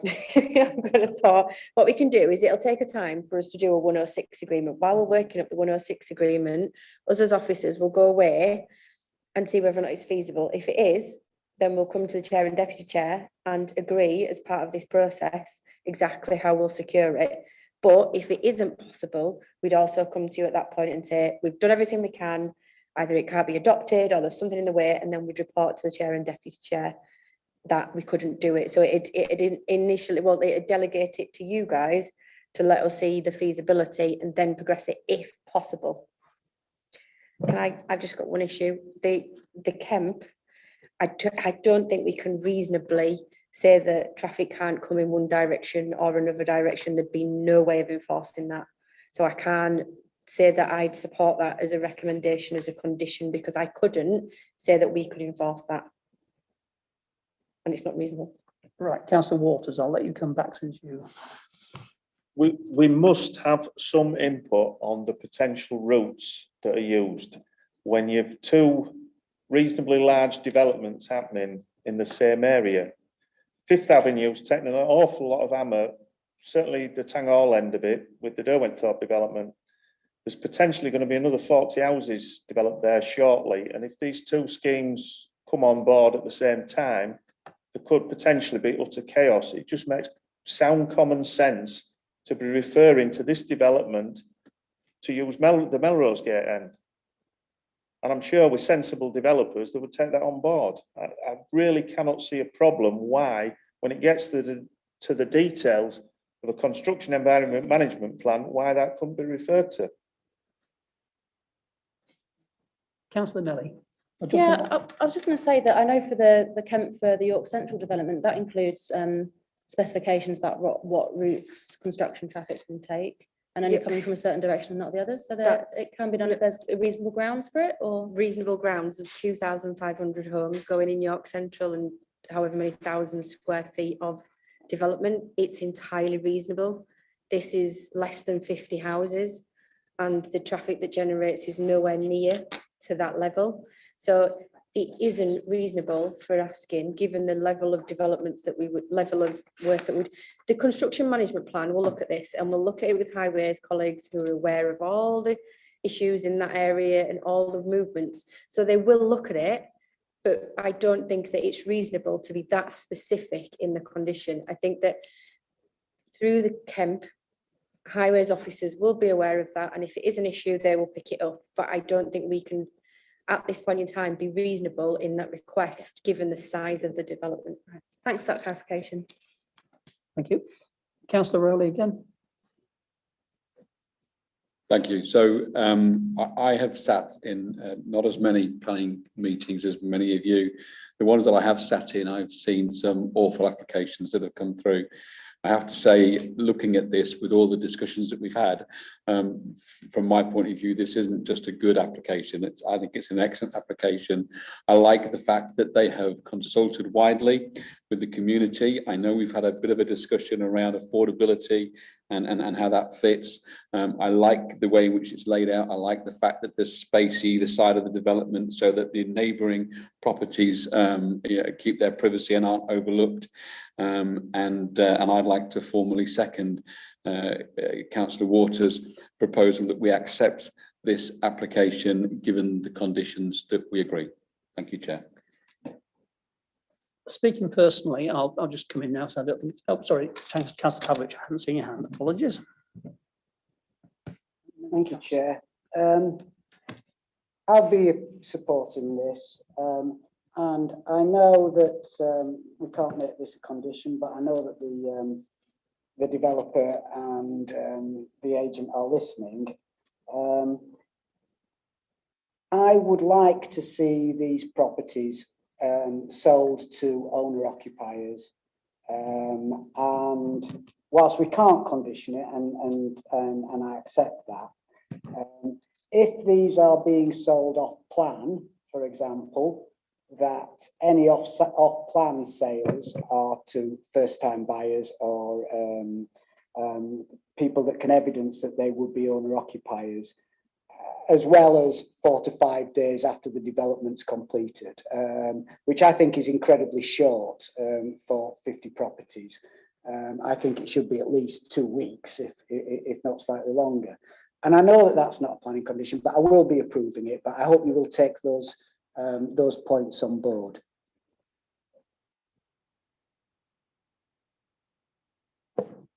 Thank you, Chair. Yeah, I don't like that there isn't much variety in housing style. I don't like that there isn't much kind of provision of family housing. I don't like the small sizes and that some of them don't meet national space standards. I don't like the low level of affordable housing provision and that none is provided on site. I think there should be more cycle storage provision, because at the moment there isn't quite enough space for 1 bicycle per bedroom. But apart from all that, these plans definitely do have merit, and I think they completely comply with everything to do with planning policy. So yeah, on the planning basis, I'm happy to support the motion for approval. I would just say that I am concerned that we do get the construction environmental management plan right, because clearly we have other developments going on in the area. Agreed, it's a small development, but we do need to make sure. But that is in condition 7. We can ask officers to be mindful of the points that Councillor Waters has put as part of that. Speaking personally, I think this is one of the best applications we've had in York for quite a while. I think it ticks most of the boxes. It provides that very, very much shortage area of 1 and 2 bedroom accommodation. As somebody who is looking to try and buy a 1 and 2 bedroom house, it's virtually impossible. And so it's very rare to see a development that seems to actually cater for that market. And I think overall, apart from the fact I really do not like buff brick and I would like it to be turned to red brick, please, I think it would fit the area much better. I can't find many reasons to argue with this. So I should be supporting it. Sorry, Councillor Douglas. Thank you, Chair. I'd just like to say that I am intensely disappointed that we can't bring more properly affordable housing in this development on site for the people of Tang Hall and their families who'd like to stay in the area. But I do accept that it does bring much needed smaller accommodation to that area, and I hope that some local residents will be able to move in, and I wish it were slightly different, but I will be supporting the application. Right, does anyone else want to speak, or shall we move to the vote? We've had it proposed by Councillor Waters and seconded by Councillor Rowley. So are we all happy to move to the vote?